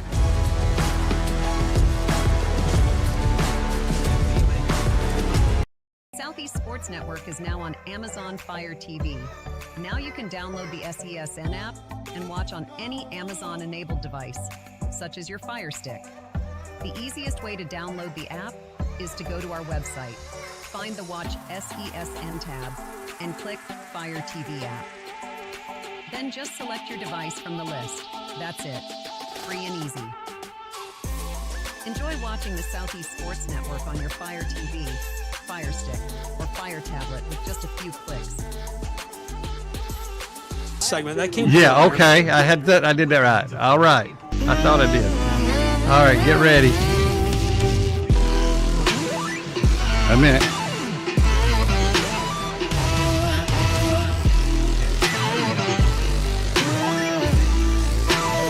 Okay. You're on the air now. Back on Georgia's 93.7 AM 1590. Hello and welcome into the third quarter. Glad you're along for the ride. Just wrapped up the D&D trailer sales halftime report. I'm Gabriel Schreier with my good friend and analyst, Butterbean Green. It's Prep Football on the airwaves, coming to you live throughout the valley, up and down, north and south, through Chattanooga and down south beyond Tryon. 28-0 between the Bobcats of Gilmer and the Ramblers of LaFayette after 2 quarters of play. Quarter number 3 is about to get started between these two. And we were talking food during the half, and you started laughing right before we wrapped up that halftime report. Yeah, Is it worth going back? Yes. Sally made me go back to my childhood whenever she texted me and said, you can't shop wrong at ShopRite. And I used to hear that all the time on the radio on the LaFayette station whenever my dad would be traveling or whatever, and I'd be sitting in the back listening, and I would always hear that. Can't shop wrong at ShopRite. And that was a great place to go. Did they sell liver patties at ShopRite? They sold about anything. You can shop wrong if you can buy liver patties. We would actually buy chicken livers there and steaks and stuff like that. I love chicken livers. Big chicken liver guy. My favorite place to eat chicken livers is at the place up there in East Ridge. Champy's. I know all the chicken liver spots. Tweet at me for chicken liver spots. Sorry, post at me. Second half is about to get underway between the Ramblers and the Bobcats. Bobcats will kick off from right to left to open quarter number 3. 12 minutes on the clock. 28-0 Gilmer. They lead by 4 possessions over the Ramblers. LaFayette will field this kickoff to start our second half. 2 returners back deep. Standing on the 15, Kalis. On the far side is Bryson. Run it back, Kalis. Cleghorn's at the 12. Well, they're not going to kick it to him. Laser shot fielded at the 28. Return man chopping at 35. Evades a defender and shoelace tackled. He goes down right at the 35 and able to reach out to the 36-yard line. First and 10, Lafayette Ramblers. They'll take over, working from left to right to open this second half, trailing by 4 possessions. Gilmer is keeping the ball away from Kalis Finley on kickoffs. They're kicking it short and lasers.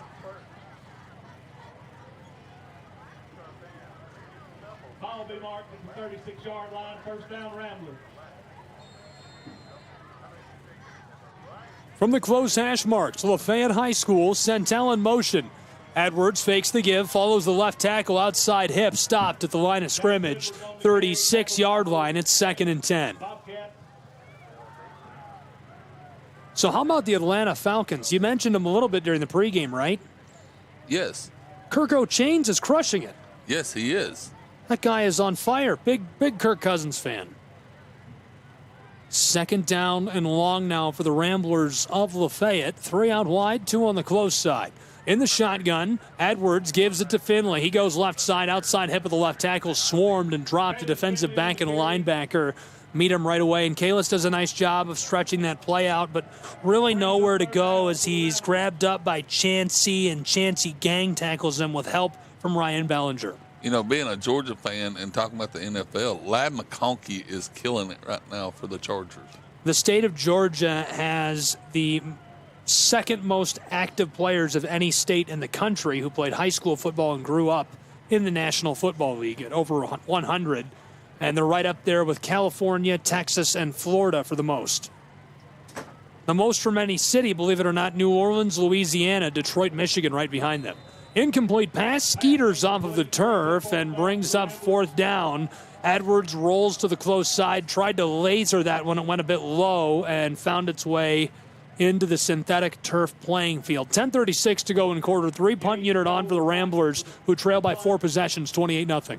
You would think that would be Texas. Yeah, and Texas has a great base of football players, and I'm not sure what that is. I think maybe they hurt themselves, and you see it in Georgia too. You don't see it in the Midwest, on the West Coast. You don't see it at East Coast schools. Snap is back for the punt. This one is away, and this one not being called a fair catch. Rolls inside of the 30 down to the 26-yard line, where the Bobcats will start this next drive working from right to left. Now, this is, you know me, I don't like to give opinions, right? And this is my analysis. This is I feel good about this. That's why I'm going to say it. I think it's important. So I really feel that schools in the Southeast build a strong, and Texas included in that analysis, build a strong local roster because the guys that, quote unquote, don't like to put it this way, but it might be how you'd want to put it, fall through the cracks. They don't get that D1 ride. They don't get picked up and thrown on the roster at a D1 school. That talent is so good, why would you go outside of the region? And I think it hurts their long-term chances and recruiting chances, and I think Texas has a lot of that. There's a ton of colleges and universities in Texas. Here we go, 1st and 10 for the Bobcats, right up the middle. He escapes across the 40, midfield stripe. He's got a convoy at the opposing 30, 20, 10, hello and goodbye, all the way to the house. What a rush score. Touchdown, Gilmer. He goes for a jaunt all the way the length of the field. Unbelievable score for the junior, Hunter Britton.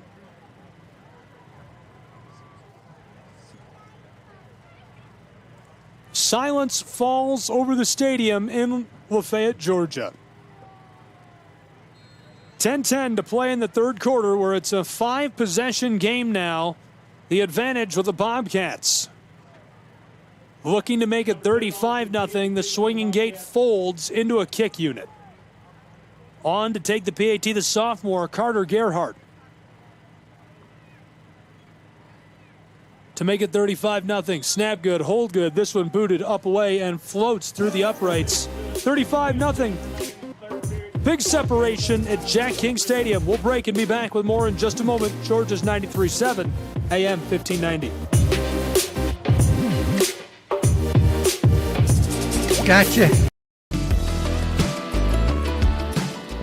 Want to watch your favorite Southeast teams in action? We've got you covered. Stream live games and highlights on YouTube, Twitch, Amazon Fire TV, Stream TV, and more.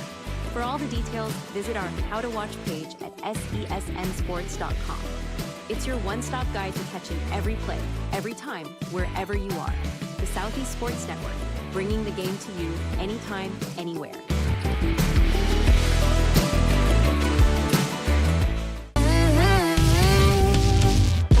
Welcome back to Lafayette, Georgia, and inside of Jack King Stadium, a 74-yard rush score for Britton, the tailback, who just finds space on the outside, builds a convoy, and runs all the way, scampers down the turf to the house. 35-0 in Lafayette, Georgia. The Bobcats have built a massive 5-possession lead. He was on a racing horse because he flew. Fielded the 28, jostled at the 35, and gets quite the reaction out of the press box as the return man steps out. Porter Santel setting up the Ramblers in decent field position for this next possession as they'll drive left to right. Glad you're along for the ride tonight. Everybody tuned in from around the listening area. If you have family and friends outside of the listening area, you can tune in live and free, easily online. Judy Hall just tweeted at me that she's going to burn Tim Hall, our engineer's shirt, because it's orange. You can find us at discoverwalker.com and listen anywhere in the country for free. Check down pass. Santel's in trouble behind the line of scrimmage. Big shot. Stays on his feet. Swarmed by a big pile of Bobcats. A sea of purple puts him down on the turf, and forward progress pins him at the 30-yard line. I think there was people that came off the sidelines to even get in that pile. It looked more like 30 people instead of 11. My goodness. That's fantastic. A true gang tackle, if you will. Yes. Whenever a coach says, I want all 11 helmets to the ball, well, Porter Santel just figured out what 11 helmets feel like. You could say that again. Second down and long. Here's the give to the right side following the tackle and guard, and nice carry by Kalis Finley. This is a guy who's averaged about 5 yards the entire time he's been in high school. You give him the ball, he's going to get a few. This time he makes third down much more manageable. Instead of needing about 17 yards, the Ramblers need 12. You know, one thing about it, people stand back and they're like, oh, he's a running back. You get close up to that kid, he is solid. Third down and about 12 for Lafayette. Edwards fakes the give. He's in trouble in the backfield and sacked by Callahan at the 30. Purple says the ball is out, scrambling for it.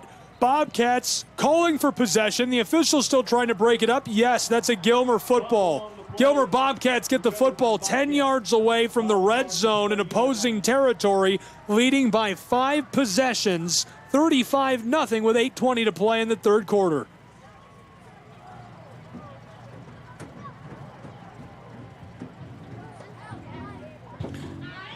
Going back to,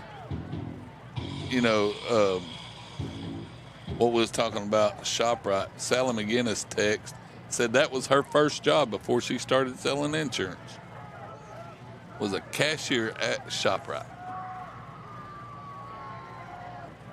1st and 10 from the 30-yard line. There's the give to the right side. Tailback pinballs. He's trapped and swarmed by a trio of Ramblers. 2 linebackers and a lineman get onto the running back, and lead blocking just not enough. He will get a gain, though. Gets just beyond the line of scrimmage to make second down a touch more manageable. My first job that was not on the farm was at a different farm. It was at a tree farm. Mid-Michigan. It's the second largest plant and tree nursery in North America. Second down, here's the give to the right side. Bowling his way up inside, following the guard in center, pushing his way through the linebackers and dragged down on the 20. That is about enough to move the chains and make it 1st and 10 now for Purple on the edge of the red zone. Bobcats plowing their way down into a threatening position against the Ramblers, leading 35-0. I liked working on the tree farm. My first job was hauling hay for 3 different people. That sounds about on par. We had a similar first job. 1st and 10, here's the pitch to the right side. Tailback, lots of room along the sideline, pushing his way down inside of the 10. Looks like they'll put him out at the 7-yard line on the far side, so it's 1st and goal, Bobcats of Gilmer High. But my first was McDonald's. Hey, I worked at McDonald's too. That was my second job. That was a good job. And I've not had that many jobs because I worked at McDonald's, then I went and made school buses. It wasn't that it was a good job. It was that I learned a lot about life working that job. That's what was good about it. 1st and goal now. 2 out wide for the Purple Bobcats. Right side, tailback, barreling, end zone, touchdown. 41-0, 6:33 to play in the third quarter as Gilmer extends their lead again. 6-possession bowl game in Lafayette.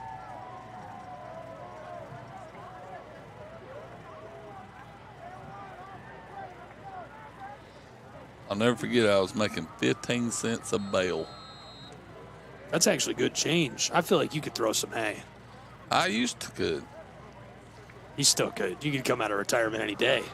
Here comes Butterbean Green to throw a bunch of hay. Look out.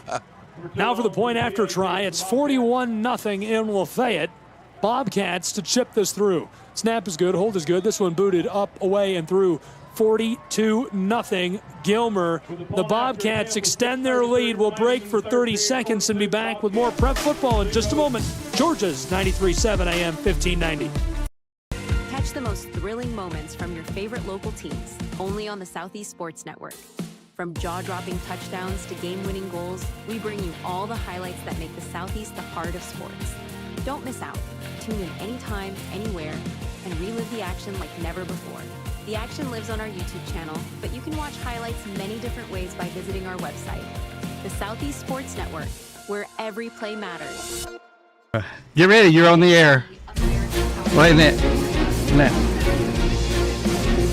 Back in Lafayette, Georgia, the Ramblers, the Bobcats, right now, Gilmer High running away with it, 6.5 to play in this third quarter of action from Jack King Stadium. Gabriel Schrei, Butterbean Green, glad you're with us. Tim Hall back in the studio. We asked Tim, where was your first job? And he told us Piggly Wiggly. That's a good one. And that was my first wreck. That was your first wreck? Yep. At Piggly Wiggly? I thought I was mashing the brake and I hit the gas and ran right into the Coke machine. I'm going to give you a pass on that one. I was 16. I was young. I was young and dumb. Chip rolls to the return man at the 28. Ramblers across the 35, trapped shy of the 40. They'll give him forward progress to the 38-yard line. 1st and 10, Lafayette. They'll drive from left to right with 6:29 to play in the third quarter. I can give it to Dax. He took a hit. I mean, he's been taking hits, and he fielded it. He got hit by about 6. That first car accident, Piggly Wiggly, what kind of car was it? It was a Peugeot, 78 Peugeot. I've heard that before, but I wasn't around, so I'm going to have to Google what that looks like to get context. 1st and 10, Ramblers pitch to the left side. Finley on the outside takes a shot and rolls down to the 44-yard line. 2nd and about 4. I'm Googling Peugeot right now. My dad actually took it away from him because he found out that I could fill it up with $10 worth of gas and drive 2 weeks on it. So he took it away from me to where he could drive it back and forth to work and give me a Dodge Dynasty. Is that right? Is that it? Yes. That thing is sick. You look like a classy British gentleman. Did you have a big mustache? No. It kind of looked like a Volvo, but it was all kinds of brown. It was very ugly. 2nd and medium, Ramblers. Edwards takes the snap in the shotgun, rolls to the close side, outside hip of the right tackle, midfield stripe. He's tackled down just outside of the close hash marks. He gets the ball to the 48-yard line of the Bobcats and moves the chains. 5.5 to play in the third quarter, 42-0. Bobcats lead the Ramblers. Lafayette going to run a play on 1st and 10 now. So Piggly Wiggly, I'd never heard of it. And my college roommate, who got crafted by accident into a great play-by-play announcer because we brought him on to be on the radio with me. They ended up hiring him. Hold that thought. Edwards takes the snap, checked down to the far side, caught by Finley at the 48. He gets to the 45 and goes down after a gain of 3 on the catch and run. He went on vacation his senior year of high school to Florida, and his parents and he stopped at Piggly Wiggly. He bought the T-shirt. I thought it was a made-up grocery store chain because they don't exist outside of the Southeast. And I'm like, that looks like Porky Pig. There's no way that's a real grocery store. Piggly Wiggly might be my favorite grocery store now. I love going into Piggly Wiggly. We don't have them in my neighborhood over in Chattanooga, but every time I pass one, I like to stop. Here's the give to the right side. Kalis Finley gets a couple of yards and makes it 3rd and medium. It's a long medium. Lafayette needs about 6 as they're just inside of the close hash marks, working left to right. 4.5 to play in the third quarter, 42-0 Gilmer. I think the closest Piggly Wiggly to us now is like towards Lake Weiss. And I could be wrong on that, but I'm thinking that is the closest one, unless there's one in Dalton that I do not know of. 3rd medium. Here's the snap. Quarterback distributes close side. Edwards has the big guy, Henton, fighting his way through a trio of defenders. He almost makes it to the 30, down to the 32-yard line on the close sideline. 1st and 10, Lafayette driving left to right and moving the ball just outside of the red zone. Ball will be marked at the 32-yard line. Ian Went was my roommate's name. We interviewed about 30 people to be on the radio with us for that one. It was Adrian College football, Division III football. And I told the AD to pick because I didn't want to pick my friend, and he picked my friend. Good dude. Timeout on the field. We're going to take a timeout as well and be back with more prep football in just a moment. Georgia's 93.7, AM 1590.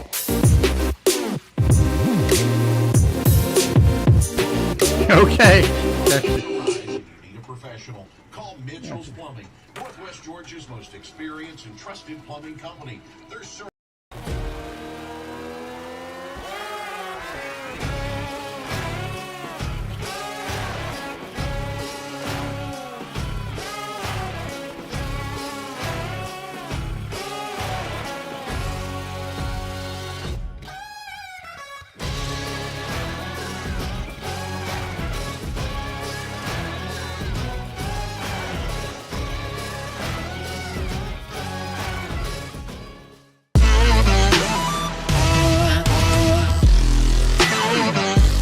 Welcome back to Lafayette, Georgia, inside of Jack King Stadium. Quick injury timeout. 3:48 to play in the third quarter, 42-0. Ramblers with the ball, driving left to right. 1st and 10 from the 32. Dax Should Edwards be a takes the flag snap. on it. Long ball, Henton end zone, incomplete. He's shoved, and there's the flag and goal. Looks like the Ramblers could have a first and goal situation. There's a flag on both sides. Yep. They had too many men on the field. That lineman just couldn't get off in time. What a play for the Ramblers. Dax Edwards looks like Matt Stafford playing for the Lions. Got a free play out of it. You can't beat Matt Stafford. That guy can take a hit and keep on ticking. Listen, you want to get me all fired up about the Georgia Bulldogs, just talk about Matt Stafford. That's the greatest quarterback in NFL history right there. I remember whenever he got mad because they took him out of the game whenever he dislocated his shoulder and went down and scored a touchdown the next play. 12 years old, lifelong Lions fan, watched every game when they went 0-16. Matt Stafford, my guy. That's my guy. I love Matt Stafford. 3.5 to play, 42-0. Here's the snap. Edwards pitches it to Finley. He's got room inside of the 20 and dragged down hard. Just shy of the 15. Second down, Ramblers. They're on the far hash marks and threatening in the red zone for the first time in quite a while in a 6-possession ball game, trailing 42-0 to the Purple Bobcats. You know, their linebackers for the Bobcats, they move very well from side to side and downhill. I mean, he read that all the way from the mock position and made his tackle. Here's the give right up inside on second down and no space. Finley does get a couple of yards before he's trapped, so it's going to make third down a bit more manageable. Long 5, maybe short 6. 2:45 to play in the third quarter. Ramblers threatening in the red zone. Football is at the 8, scratch that, the 13-yard line. Bunch set, power formation for Lafayette High School. Here's the snap. Edwards wants to throw, lofted to the close side, caught by Henton in the 10, fighting for the 5, and that is very close to the line to gain, and first and goal for Lafayette High School. VAR official looks like he's going to call that a first and goal, as they'll spot the ball for Lafayette High School inside of the 10 at the 8. First and goal, 2:10 to play in the third quarter. Ramblers threatening. That was a nice spot. Ramblers, 3 split out wide. Edwards takes the snap, wants to throw, 2 in the backfield. Rifle pass to the close side, incomplete in the flag. Yes. Good looking pass. That's definitely pass interference. His intended target was Dylan Henton, who took a big shot in the back, couldn't stay on his feet. That play right there, it looked like Aladdin. Hinton was the rug, and that dude from Gilmer County was Aladdin riding the rug. I believe it was Sutton who hit him. He hit him way too late. Ramblers will try again on first and goal. Edwards, snap, handoff right side. Finley bowls over the linebacker into the end zone. Touchdown Ramblers. Lafayette gets one back with 1:40 to go in our third quarter. 42-6. That was a nice run by Kalis Finley. That was a hard 3 yards. Kalis Finley keeps it rolling. He's been running like a man all season long. Now for the point after try. Ramblers to make it 7. Cole on for the point after attempt.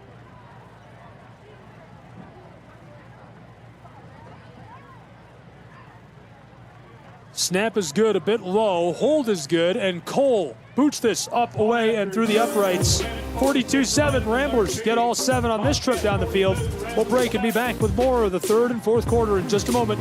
Georgia's 93.7 AM 1590.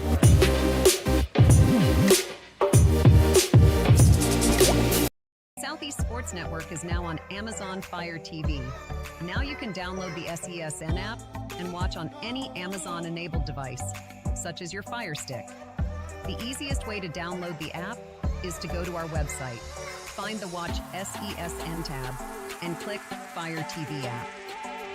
Then just select your device from the list. That's it. Free and easy. Enjoy watching the Southeast Sports Network on your Fire TV, Fire Stick, or Fire tablet with just a few clicks. Back inside of Jack King. Welcome, everybody. Gabriel Schrei, Butterbean Green. 42-7, 5-possession game. Bobcats just gave one back to the Ramblers. 1 minute, 46 seconds left to play in the third quarter between these two. Georgia's 93.7, AM 1590. We're glad you're along with us for the ride. Good one tonight.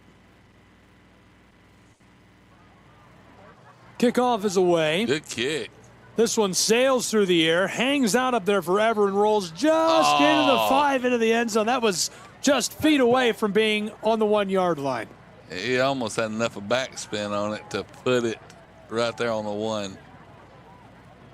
Here come the Gilmer Bobcats, and these Purple Cats have been dominant on the road. Their best performance offensively of the season to this point tonight. Ramblers probably expected the defense of Gilmer to be a bit more porous. They've allowed almost 30 points per game this season. Only 7 so far tonight with 2 minutes to play in our third quarter. Rambler defense on the field. Gilmer's averaged 26 points per game. Tonight they've scored 42. Man in motion is Christian, faking the pitch. There's the give right side, inside hip of the right tackle, going down after a gain of about 3. Right along the far hash marks. That makes it 2nd down and 7. 35 on the carry, tackle by a host of Ramblers. Ball be marked at the 24-yard line. 2nd down.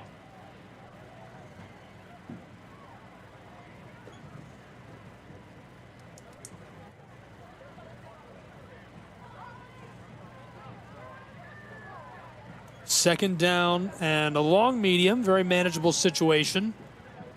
Here's the snap. Right side, fullback, pushing his way through the linebackers. That'll move the chains. An 8-yard gain. Ball goes from just near the 25 down over the 30 to the 32-yard line of their own side of the field. The Bobcats on the far hash marks, 1st and 10. 48 seconds to play in our third quarter, where it's a 5-possession game, 42-7, Gilmer High.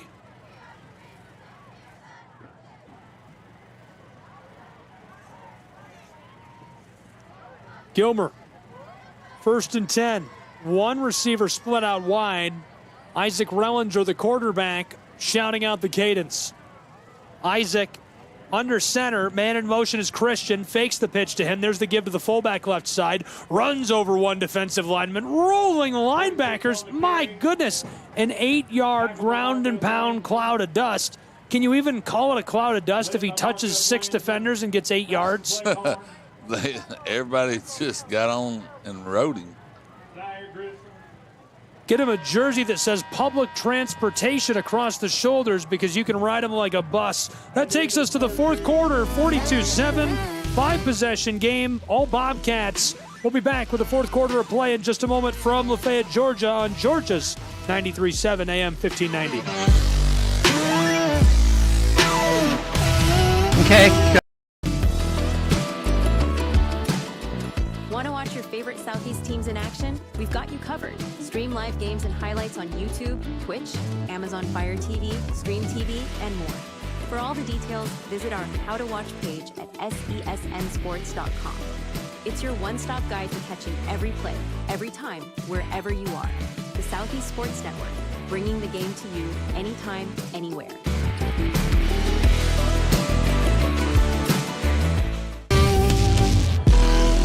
Back inside of Jack King Stadium, Gabriel Schrei, Butterbean Green, 1 quarter left to play.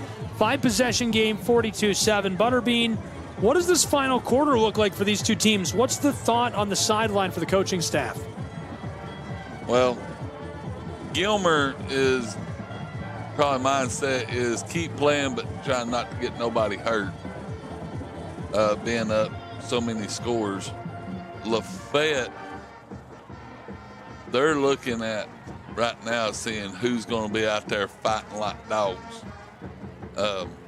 Just because your back's against the wall don't mean that you got to stop fighting, and that's how you really build programs, is to see how much fight you got the guys out there.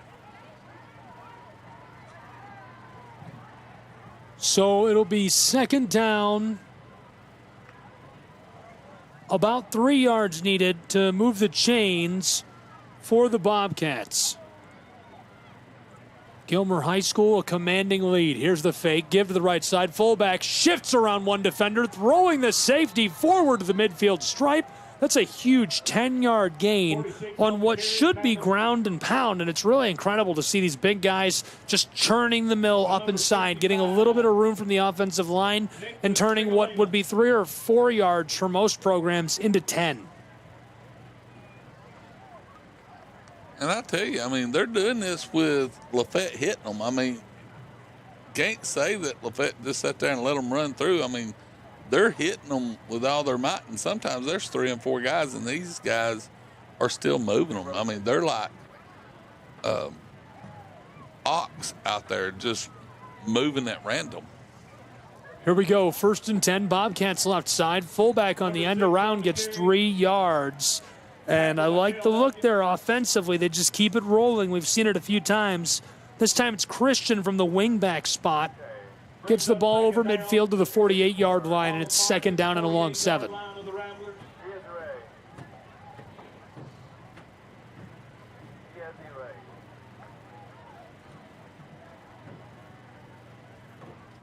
On second down, most of the offense is lined up right on top of the midfield stripe.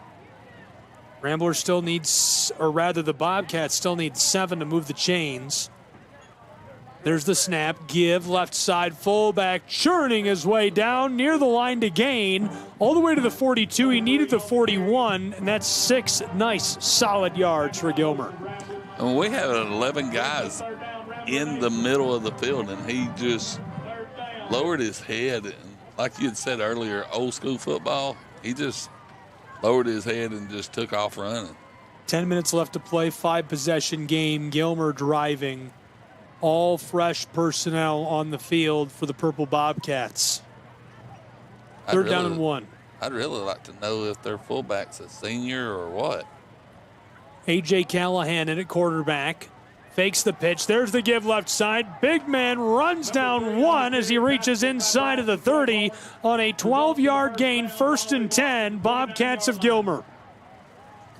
Big thanks tonight to all of our sponsors that make local radio coverage of your Lafayette Ramblers possible. When we're not streaming and available on the internet, you can always find us on AM/FM, home or away. We've got it, and you can listen to those games, discoverwalker.com. That's made possible by so many wonderful sponsors. Sally Smith McGinnis State Farm, Georgia Casa, Bank of Lafayette, D&D Trailer Sales, Ringgold Telephone Company, Georgia Northwestern Technical College, Paul Thigpen Chevy, GMC of Lafayette, Area Agency on Aging, China Buffet of Lafayette. Here's the give to the left side for the Bobcats, who get 6-7 yards pushing their way up in there. In addition, we've got Lafayette Finance Company, Mike Cameron, Georgia House District, Jenkins, Chrysler, Dodge, Jeep, Ram, and Joel Jenkins you can actually hear on our broadcast when we're in Lafayette. He is the public address announcer, so go see him for a car. American Dock and Doors, Dairy Dip of Lafayette, Mitchell's Plumbing, and Valley Auto Sales. Big shout out to you guys. I've been told by Chris Goforth that you listen to every broadcast. Oh, Jerry listens. Second and medium, 1 split out wide for the Bobcats. Big power bunch set for Callahan, who's in at quarterback. Here's the snap, trying to push their way up inside. Ramblers, a big stand on the power formation. They make it third down as the line of scrimmage doesn't move an inch. 8:12 to play, 42-7. Obviously, we're going to have the Ringgold Telephone Company post-game show. We'll have a breakdown for you. I'm going to ask Butterbean to walk me through, what lessons can be carried forward to next week for both of these programs. And Butterbean, I'd like you to start thinking about some players of the game for both programs and why. Before we get into that, though, your thoughts on how this is shaken out and what to expect the last 8 minutes here, 7 minutes of play. We gotta hunker down and really try to get ourselves set up to go into next week, offensively and defensively minded. It'd be nice to go into Heritage next week as the underdog and come out on top. Just do a little spoiler. be like the Vandy. The Vandy, I like it. The Vandy of the region. Or the. Does that mean we can throw the goalpost in the Tennessee River, or is that frowned? That's a long way, though, isn't it? That's a long it's way. About 30 miles. From. We'd fit in with the traffic on I-75. If we walked down I-75 with goalposts, we'd be about at speed. Now, they could probably go throw it in the pond. That's perfect. That's right through the woods there at Heritage. Give left side, and a gain of a yard brings up 4th down and long for the Bobcats. The ball is between the 30 and 25 at the 27. 6:45 to play. It's 42-7. Tonight, Gilmer entered. They were 1-2 on the road, and they'd scored 156 points on offense this season. This has pushed them over 200 points on offense and taken an average that was pretty good. And this is really going to shine up, polish up their average offensively, and it'll help out their weakest point this season, which has been points allowed. They've allowed almost 5 touchdowns per game to opponents. This is a nice turnout for the Bobcats. 4th down and long. Gilmer's going for it. Here's the snap. Callahan pitches it close side. Trapped in the backfield. Turnover on downs. Ramblers get the ball back. 6 minutes, 4 seconds left to play in the 4th quarter. They'll work from right to left. Number 9, Kevin Patton. Turnover on down. Really for Gilmer, so you've got to feel really good about, A, your road record now improves to 500. B, your total points scored goes from 150 to 200, which makes you one of the better in the region. And C, you're looking at your playoff hopes at 3-3 and saying this doesn't feel that great. Now you've got 4 wins. You know, that really helps to start to build that case and keeps you in region contention. Yeah, because one more slip-up win, I mean, they could be right there in the playoffs. 5.5 to play. Timeout taken by the Bobcats of Gilmer. We'll take a break as well and be back in just a moment. Georgia's 93.7, AM 1590.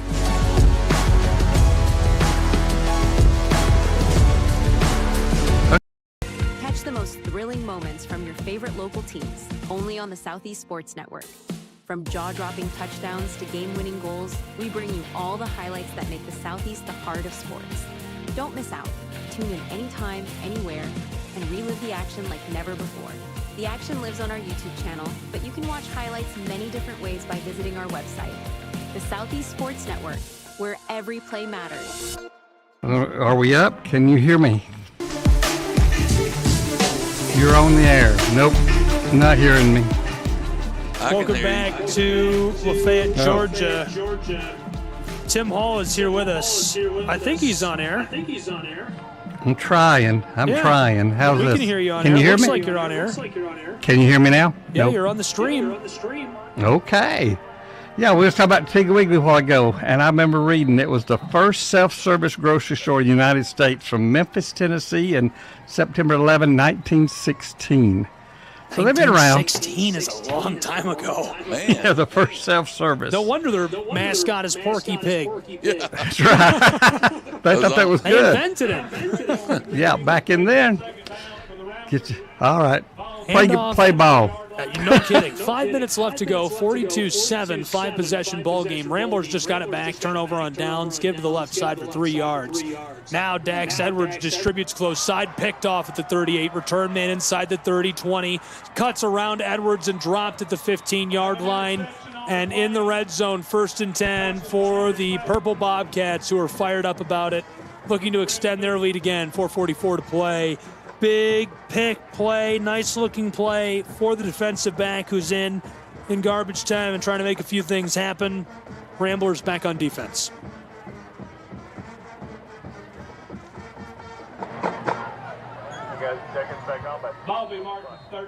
Coming up next for Gilmer High School, they're coming off of a win 35-20 against Heritage. They're going to post a big win tonight against the Ramblers here in Jack King Stadium.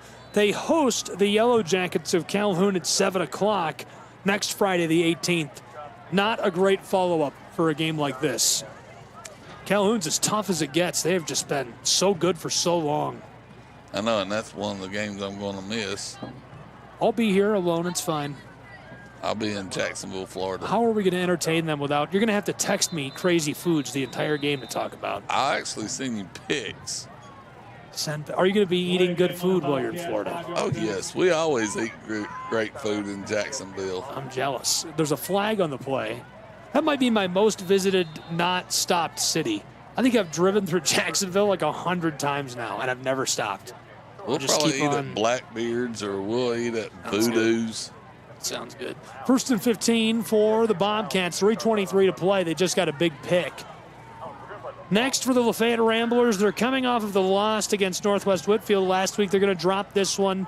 They hit the road to take on the Generals at Heritage. We'll have coverage of that. Georgia's 93.7 AM 1590.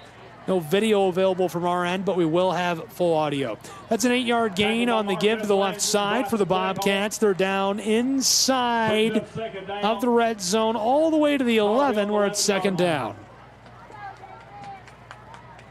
Gabriel Schrei, Butterbean Green, glad you're with us tonight. Georgia's 93.7 AM 1590. Be sure to stay tuned for the RTC Ringgold Telephone Company post-game show and analysis. Butterbean will have our stars of the game. Here's the give to the left side. Big guy churning his way down to the 5. They stop him between the 5 and 6. That's a big carry. I just love the way this offense looks. I feel like I'm watching. This could be in black and white.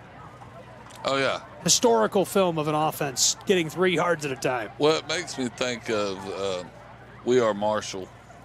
Morehead State and who was the rival that West Virginia gave them the tape? That's a true story, by the way. They invited them into the locker room, and that's why freshmen can play today. If you didn't know, a lot of people, don't know that. Here we go, 3rd down and short, right up the middle, pushing, and that's only a gain of 2. I don't think it'll move the chains and make it 1st and goal. Really close. It's either 4th and inches or 1st and goal. We'll call it 4th and short for the Bobcats of Gilmer. 98 seconds to play in Lafayette. They lead by 5 possessions, 42-7. Whenever that coach gave that talk, I think I would have went out there and wanted to play football. And try to kill people. As they rise up from the ashes. I love it. Matthew McConaughey crushed that. Yes, he did. That's a great film. 4th down and short. Pushing for the end zone, and he knifes his way in for the score in garbage time. 48-7 with 66 seconds on the clock. Bobcats extended a little further.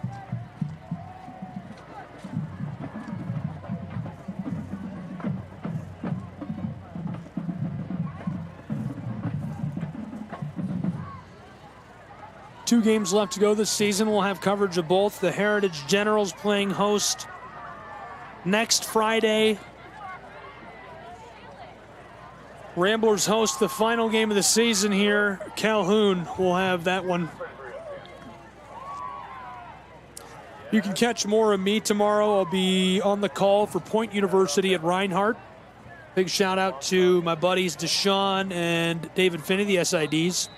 Taking a knee in an end goal situation, first class from Gilmer. They're going to run out the clock and not try to push the tempo. Speaking of Point, that's where my daughter goes to school. I love Point University. Good friends with the whole staff over there, and big fan of the football program. Don't know the golf program other than through you, so I've got to automatically like it. They're actually headed to Memphis on Sunday morning to play in a tournament on Sunday, Monday, and Tuesday. So my daughter will be traveling. Talked to her today. She goes, "Dad, are you coming?" And I'm like, "No, I ain't gonna get to make that one." And she goes, "Well, who's gonna feed me after the ninth hole?" Can we DoorDash food to the golf course? Is that a what viable? I told her to do. Well, can we do that? I might try that. So she'll be making her turkey sandwich before she goes. Lafayette Rambler marching man making some noise in the late stages. 48-7, 59 seconds left to play. Lafayette will get the ball one more time, and then we'll go to the Ringgold Telephone Company post-game show at Jack King Stadium. Gabriel Schrei, Butterbean Green will have full analysis breakdown, what to expect next week. And I think the most exciting part of that post-game show will simply be you picking the stars of tonight's game for both programs. Kickoff will be from left to right. Bobcats, laser shot rolling through the middle of the return team, fielded at the 16-yard line. He's coming to the close side over the hash marks, down to the sideline, 30, and steps out just shy of the 35. It's Bryson Cleckhorn showing off the wheels. Clock runs down inside of 50 seconds to 45, and the Ramblers will take to the field on offense one final time. And that Cleghorn, if he can get open field, he's got some wheels. He is a little Ferrari back there. LaFayette from left to right. Here's the give. Tailback trapped and dropped. Running clock. So that takes us down under 30 seconds. Now we're at 20. 48-7. Ramblers could run one more play, and they will. Number 6, that's our freshman, Z Harris. 4 out wide. 3 on the far side. That's trips right. Edwards takes the snap. Hurls one for the end zone. Picked off at the 35. Return man across the 40. Shoved at the midfield stripe. Stays on his feet. Opposing 40 and dragged down before he can reach the 30. And the clock sounds in Lafayette, Georgia for our final 48-7 between Gilmer and the Ramblers of Lafayette. Bobcats on fire. And 30 seconds before we go to the RTC postgame show, your thoughts on this match? It was one-sided, but Lafayette did show up and make some good hits. It just didn't show. There you go, one-sided, 48-7, your final. Pringle Telephone postgame show available on Georgia's 93.7 AM 1590. If you're leaving us now for the Ramblers and the Bobcats, for Butterbean Green, all of the fans, I'm Gabriel Schrei. We'll be back with more analysis shortly. Don't go anywhere.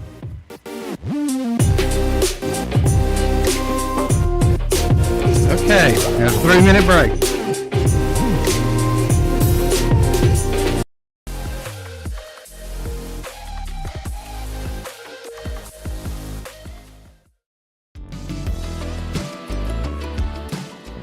Want to watch your favorite Southeast teams in action? We've got you covered. Stream live games and highlights on YouTube, Twitch, Amazon Fire TV, Stream TV, and more. For all the details, visit our How to Watch page at sesnsports.com. It's your one-stop guide to catching every play, every time, wherever you are. The Southeast Sports Network, bringing the game to you anytime, anywhere.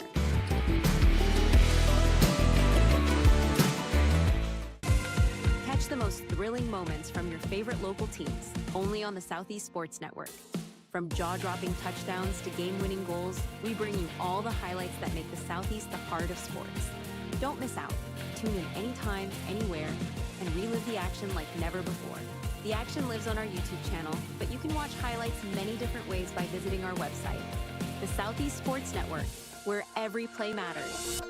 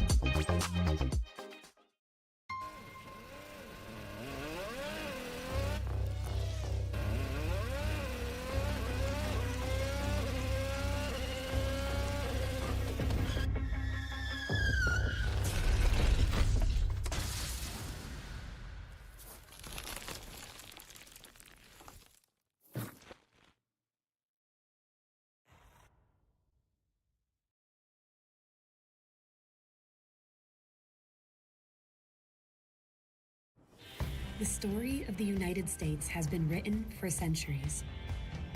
Penned by millions of authors, written in every language, from every perspective. With every chapter as unique as our people and our land. Our story is one made up of many.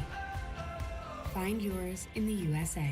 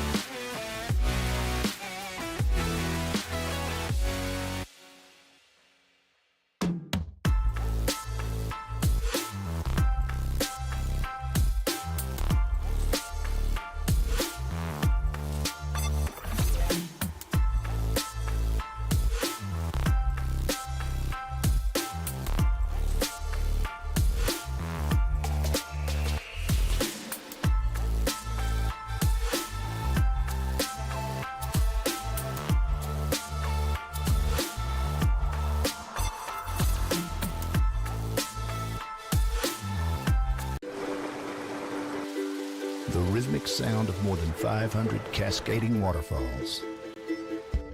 The endless echo of more than 10,000 caves. The serene silence of 1,000 miles of wilderness trails. The next time someone tells you to get lost, consider it an opportunity. Your vacation is now playing in Tennessee.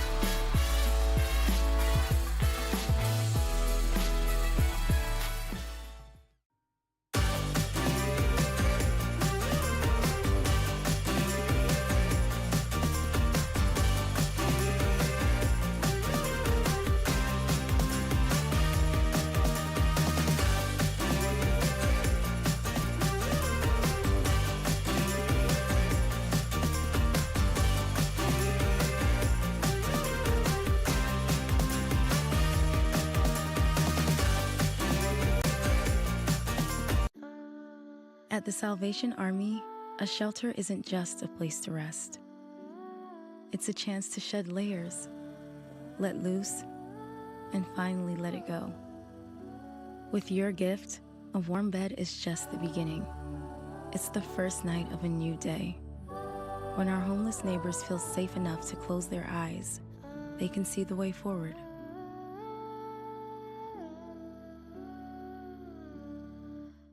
A truck is a tool, but a ram is life. Yeah, it's the wipe the sweat off your brow sort of life. But it's also the let's load up the ATV's life. The my kids play way too many sports life. The let's find a secret spot to fish life. That looks nice. Innovations, comforts, and powertrains built to power all the lives you live. Ram.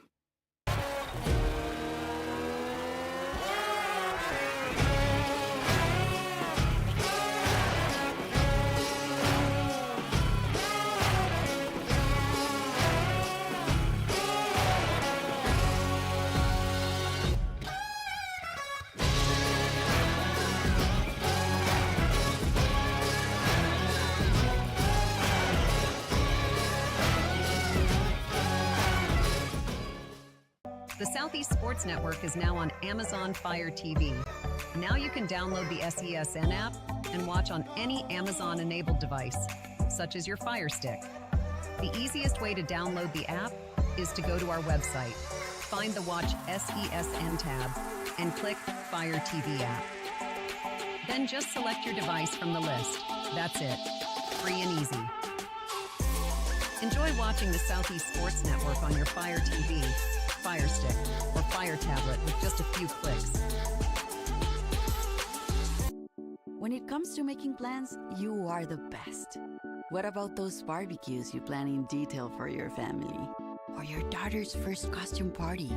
It was out of this world. The same way you plan each detail for those moments, start planning to protect you and your loved ones from a natural disaster. Sign up for local weather and emergency alerts. Prepare an emergency kit and make a family communications plan. Protecting your family is the best plan you can make.